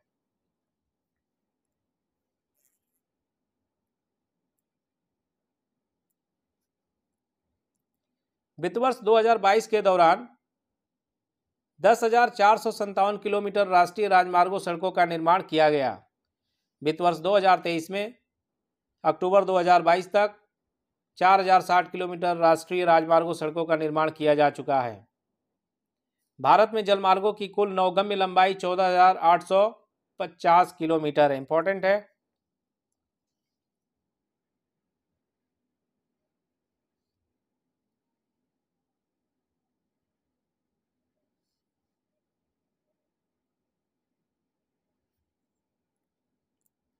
राष्ट्रीय जलमार्गों की सबसे ज़्यादा लंबाई पश्चिम बंगाल में है। हाल ही में 106 नए जलमार्गों को राष्ट्रीय जलमार्ग घोषित किया गया, जिससे देश में नेशनल वाटरवे की कुल संख्या 111 हो गई है। 100 साल पुराने अधिनियम के स्थान पर अंतर्देशीय पोत अधिनियम 2021 लागू किया गया ताकि अंतर्देशीय जल परिवहन को बढ़ावा देने के साथ पत्तों की निर्बाध आवाजाही सुनिश्चित की जा सके। 100 साल पुराने अधिनियम के स्थान पर अंतर्देशीय पोत अधिनियम 2021 लागू किया गया ताकि अंतर्देशीय जल परिवहन को बढ़ावा देने के साथ पत्तों की निर्बाध आवाजाही सुनिश्चित की जा सके। 68,031 मार्ग किलोमीटर से अधिक लंबाई के साथ भारतीय रेलवे विश्व का चौथा सबसे बड़ा नेटवर्क है।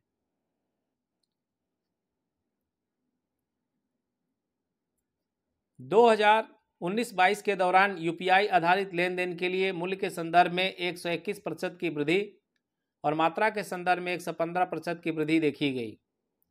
नवंबर 2022 तक भारत में कुल टेलीफोन उपभोक्ताओं की संख्या 117 करोड़ है, जिसमें से 44.3% उपभोक्ता ग्रामीण क्षेत्रों से हैं।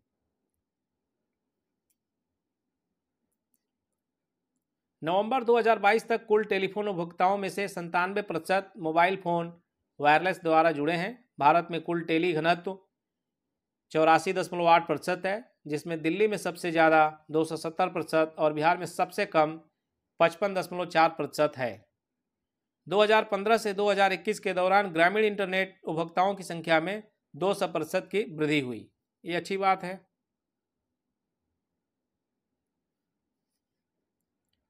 जून 2022 के स्थिति के अनुसार लगभग 84 करोड़ ग्राहकों के पास इंटरनेट कनेक्शन है।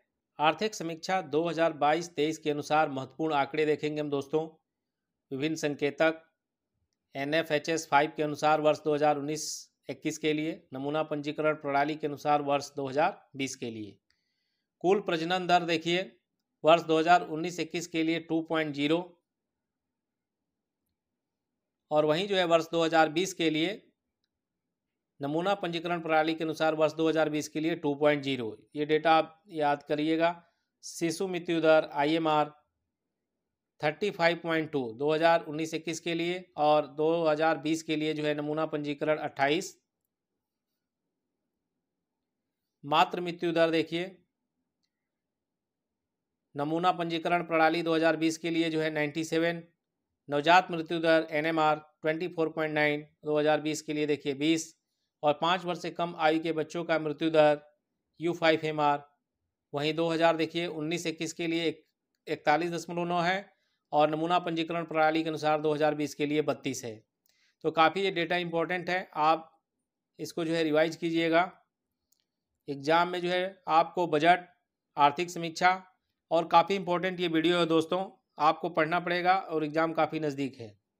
आर्थिक समीक्षा 2022-23 के आधार पर देखिए, विश्व बैंक के अनुसार 2022 में शीर्ष धन प्रेषण प्राप्तकर्ता, तो ये पता है भारत के जो लोग बाहर काम करने जाते हैं तो सबसे ज़्यादा जो है रेमिटेंस, जो फॉरेन रेमिटेंस से जो पैसा है वो हमारे भारतीय लोग जो है अपने कहीं भी जॉब करते हैं लेकिन अपने गांव में, अपने देश में पैसा जो है काफ़ी भेजते हैं, जिससे जो है काफ़ी जो है रेमिटेंस मिलता है भारत को। तो देखिए नंबर 1 है भारत इसमें, शीर्ष धन प्रेषण प्राप्तकर्ता में भारत क्या है, नंबर 1 है, 100 बिलियन अमेरिकी डॉलर।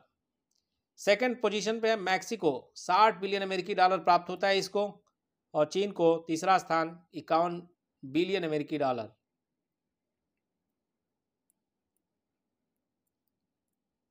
वित्त वर्ष 2022-23 अप्रैल सितंबर में देखिए, भारत में टॉप 3 निवेश करने वाले देश, भारत में टॉप 3 FDI को आकर्षित करने वाले क्षेत्र, दोनों चीज़ देखेंगे।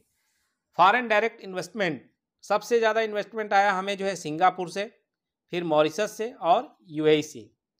अब भारत में जो टॉप 3 FDI को, फॉरेन डायरेक्ट इन्वेस्टमेंट को जो आकर्षित करने वाले क्षेत्र कौन कौन से हैं, तो पहला है अपना देखिए कंप्यूटर, सॉफ्टवेयर और हार्डवेयर।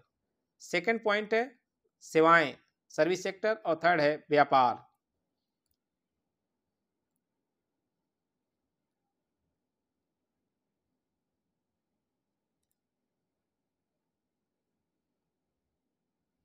अभी दोस्तों काफ़ी इंपॉर्टेंट है, सम्मेलन बैठक, आयोजन तिथि और आयोजन स्थल। दूसरी G20 sustainable finance working group की जो बैठक है मार्च 2023 में कहाँ पे हुआ, Udaipur, Rajasthan. G20 anti corruption working group की जो पहली बैठक है मार्च 2023 में हुआ गुरुग्राम, हरियाणा में। G20 वित्त मंत्रियों और सेंट्रल बैंक गवर्नर्स के अध्यक्ष की जो पहली बैठक है फरवरी 2023, बेंगलुरु। G20 संस्कृति कार्य समूह की पहली बैठक फरवरी 2023, खजुराहो, मध्य प्रदेश। मॉडल G20 बैठक फरवरी 2023, नई दिल्ली। G20 कृषि कार्य समूह प्रतिनिधि की प्रथम बैठक फरवरी 2023 में इंदौर, मध्य प्रदेश में। G20 वर्किंग ग्रुप की जो पहली बैठक है फरवरी 2023 कहाँ पे हुआ, लखनऊ में। G20 पर्यावरण और जलवायु स्थिरता कार्य समूह की पहली बैठक फरवरी 2023 बेंगलुरु में।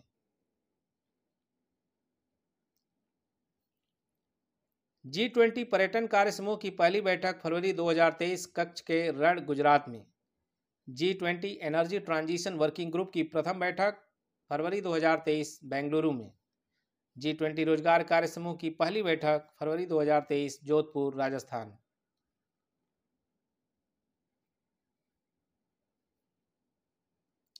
G20 sustainable financing working group की पहली बैठक फरवरी 2023 Guwahati Assam. G20 educational working group की पहली बैठक फरवरी 2023 Chennai.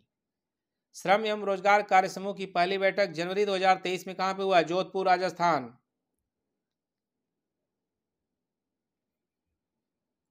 G20 international financial architecture working group की पहली बैठक जनवरी 2023 चंडीगढ़।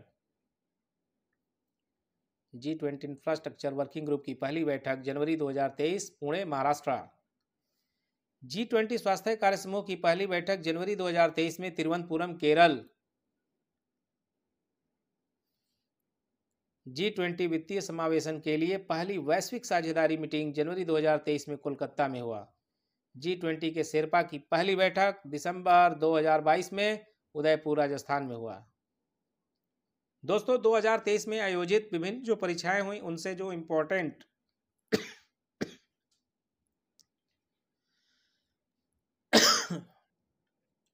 दोस्तों 2023 में आयोजित विभिन्न परीक्षाओं में पूछे गए जो करंट अफेयर है अभी हम उसको देखेंगे, क्योंकि ऑलरेडी जो एग्ज़ाम में अभी आ चुके हैं तो इनके रिपीटेशन के चांसेस काफ़ी ज़्यादा रहते हैं, क्योंकि ये जो इम्पोर्टेंट क्वेश्चन होते हैं। BPSC 68 जो PT था, प्रीलिम्स था, परीक्षा जो है 12 फरवरी 2023 को हुआ और उसमें पूछे गए कुछ इंपॉर्टेंट क्वेश्चन है जिसका रिवीजन करके जाना उत्तर प्रदेश PCS प्रीलिम्स के लिए काफ़ी फायदेमंद होगा। तो चलिए दोस्तों देखते हैं।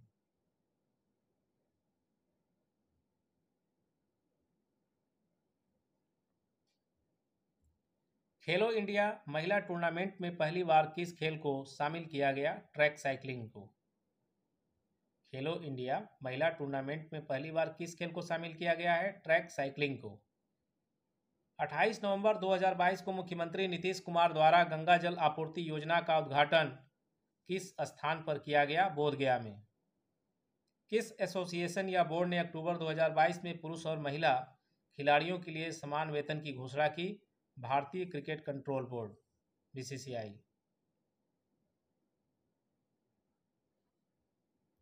किस केंद्रीय मंत्रालय ने 2022 में युवा 2.0 योजना का शुभारंभ किया? शिक्षा मंत्रालय ने। गृह मंत्रालय ने नवंबर 2022 में देश की कितनी भाषाओं की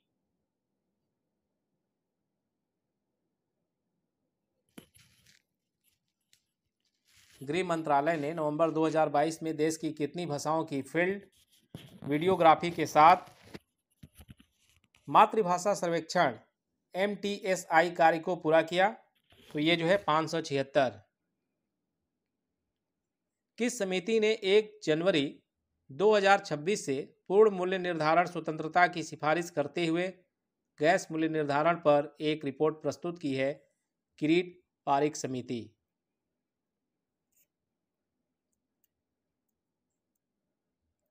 निम्नलिखित में से किस शहर को स्वच्छ सर्वेक्षण 2022 के अनुसार 5 सितारा कचरा मुक्त शहर रैंक से सम्मानित नहीं किया गया था? देखिए यहाँ पे नहीं किया गया था, ये पूछा है किसको 5 स्टार रेटिंग नहीं मिला कचरा मुक्त शहर में? तो ये जो है नवी मुंबई, इसको भी मिला है, सूरत को भी मिला है, भोपाल को मिला है। तो आंसर क्या होगा? ए, उपयुक्त में से कोई नहीं, यानी सबको मिला है इन तीनों को। 5 सितारा कचरा मुक्त शहर के अंतर्गत सूरत, भोपाल, नवी मुंबई, मैसूर, विशाखापट्टनम और तिरुपति को शामिल किया गया है। प्रधानमंत्री ने किस स्थान पर पहला ग्रीनफील्ड हवाई अड्डा डोनी पोलो हवाई अड्डे का उद्घाटन किया? तो ईटानगर, अरुणाचल प्रदेश की राजधानी ईटानगर। किस जानवर को नवंबर 2022 में भारतीय खाद्य सुरक्षा और मानक प्राधिकरण द्वारा एक खाद्य पशु के रूप में अनुमोदित किया है? हिमालयी याक को। भारत का पहला फ्लोटिंग वित्तीय साक्षरता शिविर हाल ही में इंडिया पोस्ट पेमेंट बैंक द्वारा निम्नलिखित में से किस स्थान पर आयोजित किया गया था? श्रीनगर। भारत के राष्ट्रपति ने निम्नलिखित में से किस आईआईटी में परम कामरूप सुपर कंप्यूटर सुविधा का उद्घाटन किया? गुवाहाटी में।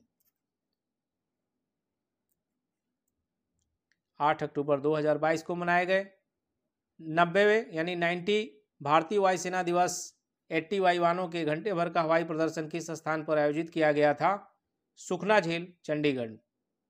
भारत सरकार के पोषण अभियान के तहत वर्ष के किस महीने को राष्ट्रीय पोषण माह या नेशनल न्यूट्रिशन मंथ के रूप में मनाया जाता है? सितंबर।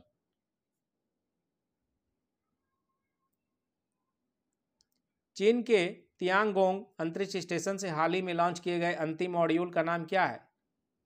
मैक्टियन। कौन सा विश्व का सबसे बड़ा ज्वालामुखी है जो पिछले 38 वर्षों में पहली बार फूटा है? मौना लोआ। हाल ही में उनके उपन्यास the seven moons of Maali Almeida के लिए 2022 का बुकर पुरस्कार मिला। 2022 का बुकर पुरस्कार मिला है सिहान करुणा तिलक। काफी इंपॉर्टेंट है दोस्तों। विश्व अंतरिक्ष सप्ताह 2022 की थीम क्या थी? अंतरिक्ष और निरंतरता। किस लेबोरेटरी ने दिसंबर 2022 में एक ऐतिहासिक नाभिकीय संलयन सफलता का दावा किया था? Lawrence Livermore national laboratory.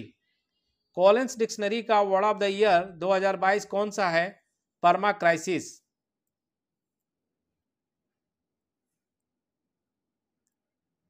किस देश ने सेनेगल के साथ मिलकर COP27 के दौरान अंतर्राष्ट्रीय सूखा लचीलापन गठबंधन का शुभारंभ किया? स्पेन। भारत ने पहली बार किस देश के दूतावास ने निहोंसू के लिए जीआई टैग के लिए आवेदन किया था? जापान। किस अंतरिक्ष एजेंसी ने यह घोषणा की कि उसने अपने एकोलीवस अंतरिक्ष यान को आगे बढ़ाने के लिए भाप का सफलतापूर्वक उपयोग किया है? जाक्सा। अक्टूबर 2022 में लॉन्च किए गए टेस्ला ह्यूमनॉइड रोबोट का क्या नाम है? ऑप्टिमस।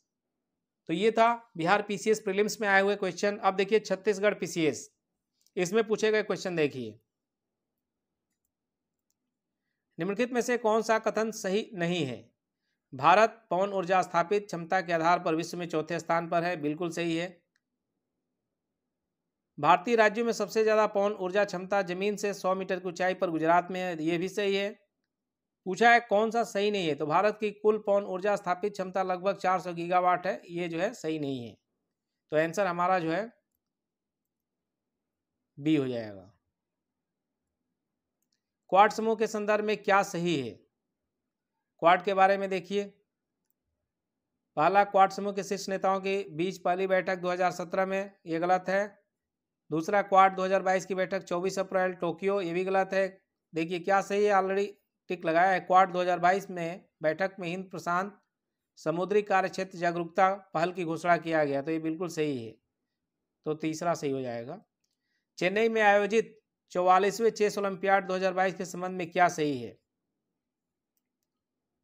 तो चेन्नई में आयोजित 44वें जो चेस ओलंपियाड है, ओपन वर्ग में 188 टीमों तथा महिला वर्ग में 162 टीमों ने भाग लिया। बिल्कुल सही है।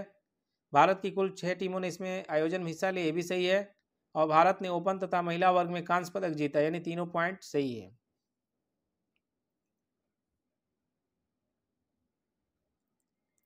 FIFA under 17 women's world cup 2022 का फाइनल मैच खेला गया डीवाई पाटिल स्टेडियम, नवी मुंबई में।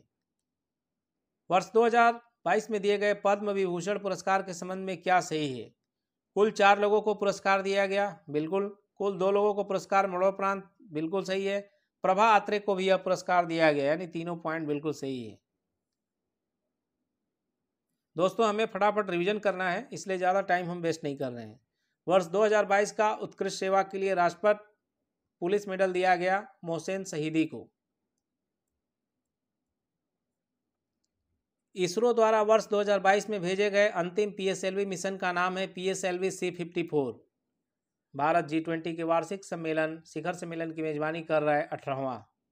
जो G20 अभी आयोजित कर रहा है, मेजबानी कर रहा है, भारत की कौन सा नंबर का है, संस्करण कौन सा है? 18वां। अंतर्राष्ट्रीय बुकर पुरस्कार 2022 दिया गया गीतांजलि श्री को। स्वर्गीय महारानी एलिजाबेथ द्वितीय के बारे में क्या सही नहीं है? नहीं जहां पूछे तो ध्यान से पढ़ना। वो 1961 में भारतीय गणतंत्र दिवस पर मुख्य अतिथि के रूप में रही, बिल्कुल सही है। वो भारत की स्वतंत्रता की 50वीं वर्षगांठ के समारोह में सम्मिलित होने के लिए भारत आई, ये भी सही है। क्या सही नहीं है? वो 2 बार आधिकारिक रूप से भारत आई, तो ये गलत है और हमें यही बताना है कि कौन सा सही नहीं है। तो आंसर हो जाएगा ए, आंसर हो जाएगा आपका ए। टिक कीजिए, आगे बढ़िए। यूपीपीसीएस जुडिशियल 2023, इसमें जो पूछे गए करंट अफेयर के क्वेश्चन है उसको देखिए आप। अंतर्राष्ट्रीय न्यायालय के वर्तमान उपाध्यक्ष हैं किरिल गेओगिर्गियन।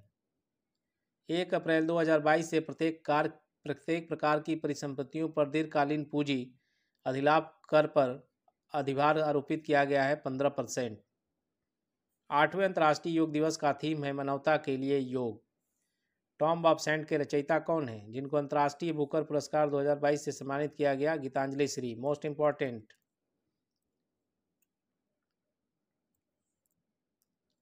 WHO पारंपरिक औषधि वैश्विक केंद्र भारत में कहाँ स्थापित किया जा रहा है? जामनगर में।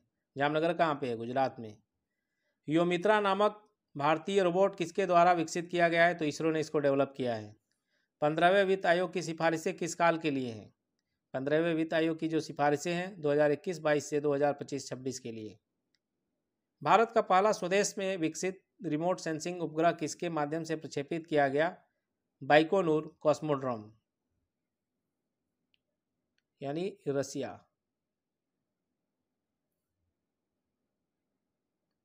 सूची 1 सूची 2 से सही सुमेलित निम्नलिखित है। यहाँ देखिए योजना है और संघीय मंत्रालय है।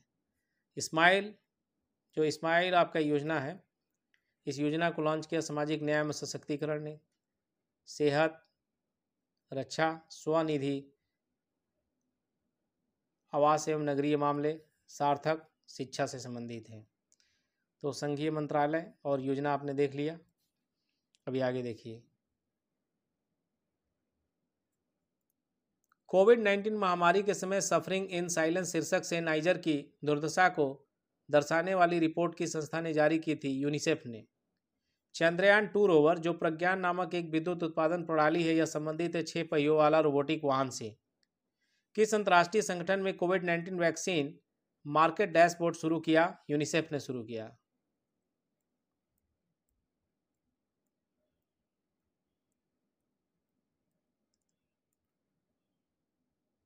दोस्तों ये हाल ही में पूछे गए एग्जाम्स के क्वेश्चन है, तो काफ़ी आपका फायदेमंद रहेगा, इसको जो है आप पढ़ के जाइएगा। जेफ बेजोस के स्वामित्व वाली एरोस्पेस कंपनी का नाम क्या है? Blue origin. 2022-23 के संघीय बजट के लिए अमृतकाल में भारत की आकांक्षाओं के लिए निम्नलिखित में से कौन सा लक्ष्य सही है? पहला, विकास एवं सर्वसमावेशी कल्याण पर जोर, बिल्कुल सही है। प्रौद्योगिक सक्षम विकास को बढ़ावा देना, ये भी सही है। US डॉलर के नामित ऋण के बाद दिसंबर 2021 के अंत तक भारत के बाहरी ऋण में से किस मुद्रा के नामित ऋण का दूसरा सबसे बड़ा भाग है? भारतीय रुपया। जन समर्थ पोर्टल संबंधित एक क्रेडिट लिंक्ड सरकारी योजना से किस देश में प्रधानमंत्री नरेंद्र मोदी ने आह्वान किया था? भारत चलो, भारत से जुड़ो, जापान में।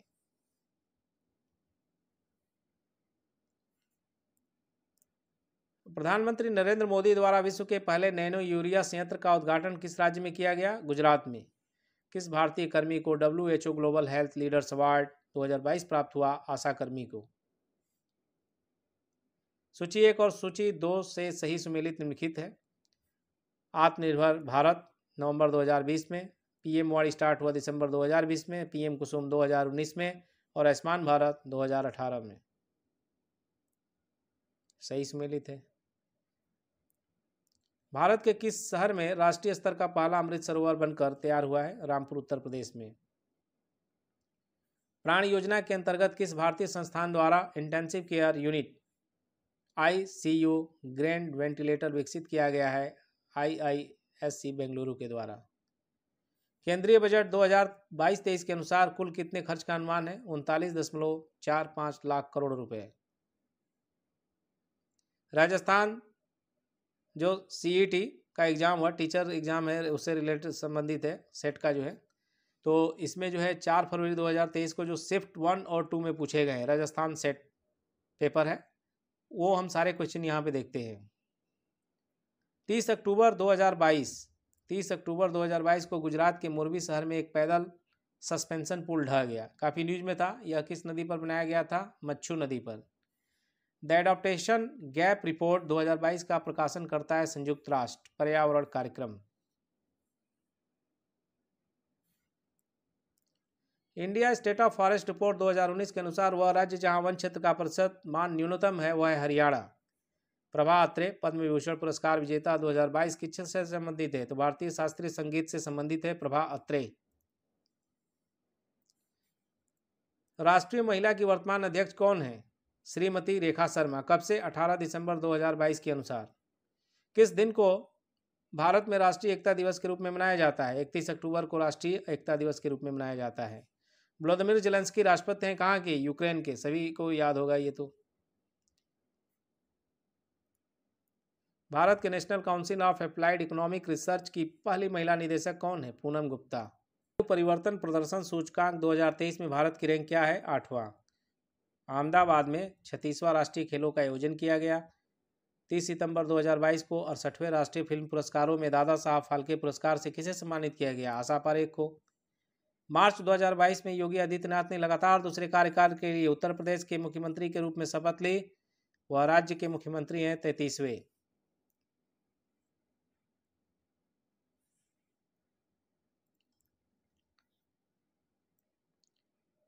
मार्च 2022 में योगी आदित्यनाथ ने लगातार दूसरे कार्यकाल के लिए उत्तर प्रदेश के मुख्यमंत्री के रूप में शपथ ली। वह राज्य के मुख्यमंत्री हैं 33वें।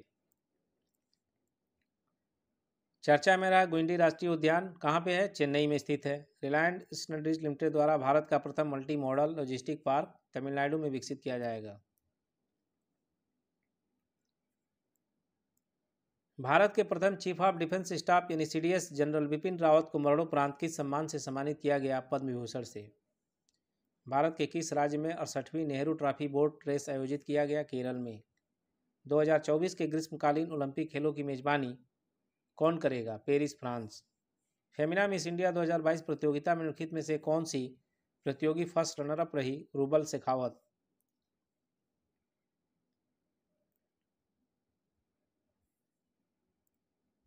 गोवा में आयोजित IFFI भारतीय अंतर्राष्ट्रीय फिल्म समारोह 2022 में किस वर्ष का भारतीय फिल्म व्यक्तित्व घोषित किया गया? चिरंजीवी को।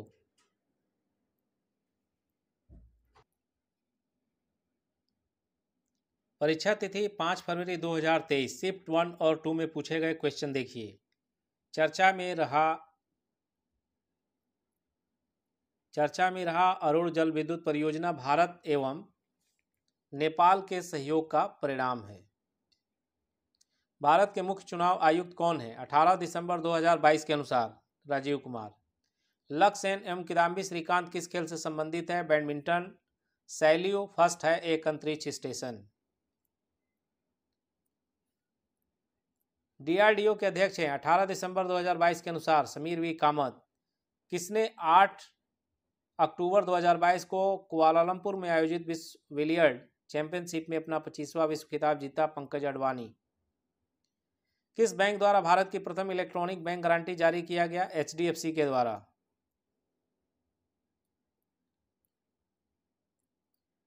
LS बालियात्स्की को नोबेल शांति पुरस्कार 2022 से सम्मानित किया गया। वे किस देश से हैं? बेलारूस।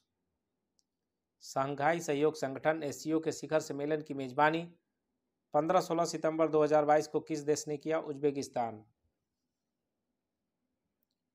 कौन स्नो टाइगर नाम से जाना जाने वाला एवं 1977 में कंचनजंगा को फतेह करने वाला प्रथम भारतीय था जिसकी हाल ही में अक्टूबर 2022 में मृत्यु हो गई? कर्नल प्रेमचंद। भारत के बास्केटबॉल दिग्गज एवं अर्जुन पुरस्कार विजेता कौन है जिनका 15 नवंबर 2022 को देहांत हो गया?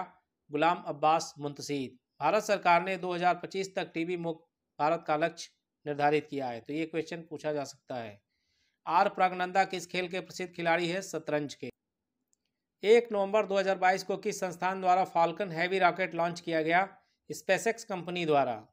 रमन मैग्सेसे पुरस्कार विजेता इला भट्ट जिनका 2 नवंबर 2022 को निधन हो गया सेवा की स्थापना के लिए जानी जाती थी। 76वें स्वतंत्रता दिवस पर राष्ट्र के नाम अपने संबोधन में प्रधानमंत्री नरेंद्र मोदी ने किस वर्ष तक विकसित भारत की घोषणा की? 2047 तक।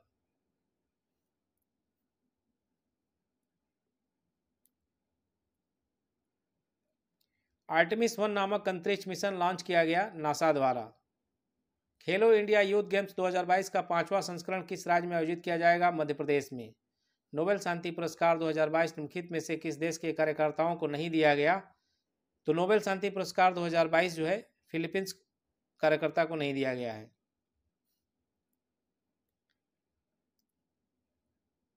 बर्मिंघम राष्ट्रमंडल खेलों 2022 में भारत ने 61 पदक जीते। कौन सा पुल रूस तथा यूक्रेन को जोड़ने वाला लिंक था? कैर्च ब्रिज।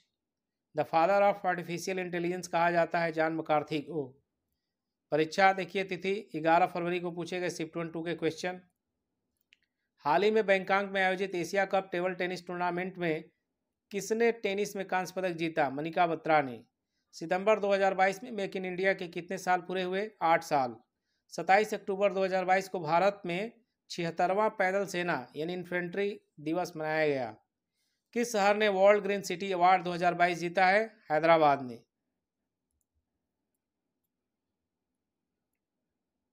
उपराष्ट्रपति द्वारा हॉर्नबिल उत्सव का उद्घाटन किया गया। नागालैंड में मनाया जाता है हॉर्नबिल फेस्टिवल। 27/8/2022 को प्रधानमंत्री नरेंद्र मोदी द्वारा उद्घाटन किया गया अटल पुल किस नदी पर बना है? अटल पुल साबरमती नदी पर बना है।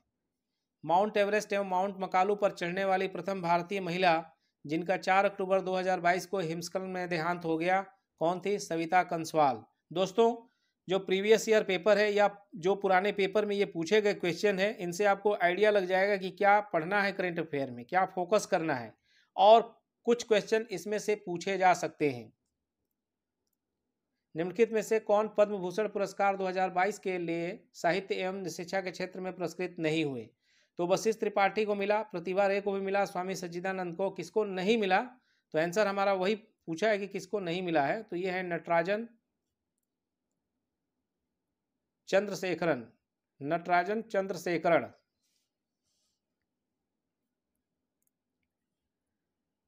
सुधा सिंह ओलंपिक खिलाड़ी जिन्होंने हाल ही में संन्यास की घोषणा की, किस खेल से जुड़ी हुई हैं? तो सुधा सिंह जो है एथलेटिक्स से हैं। प्रचंड क्या है जिसे हाल ही में शामिल किया गया? ये हेलीकॉप्टर है प्रचंड। अरीटापट्टी तथा मीनाक्षीपुरम गांव की जैव विविधता धरोहर स्थल में है तमिलनाडु। पीएम श्री योजना का उद्देश्य निम्नलिखित में से किस एक का उन्नयन तथा विकास करना है? स्कूल का।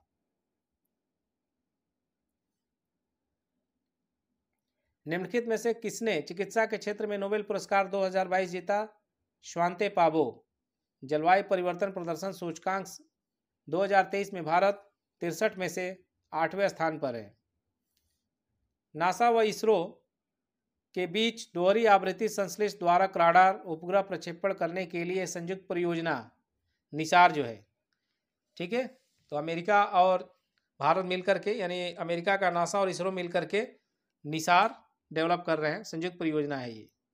तो दोस्तों, वीडियो काफ़ी लंबा हो जाएगा और इस वीडियो से जो है, इस वीडियो से कम आपको 8 से 10 नंबर मिलेंगे, क्योंकि इसमें काफ़ी इंपॉर्टेंट जो है करंट अफेयर है, बजट है, आर्थिक समीक्षा है और प्रीवियस ईयर पूछे गए क्वेश्चन है और लेटेस्ट करंट अफेयर जो है, सब कुछ है इसमें। दोस्तों, इसी के साथ जय हिंद जय भारत। इसका पार्ट 2 जल्द लेकर के आएंगे। वीडियो को आप ज़्यादा से ज़्यादा लाइक करें, शेयर करें। वंस अगेन जय हिंद जय भारत।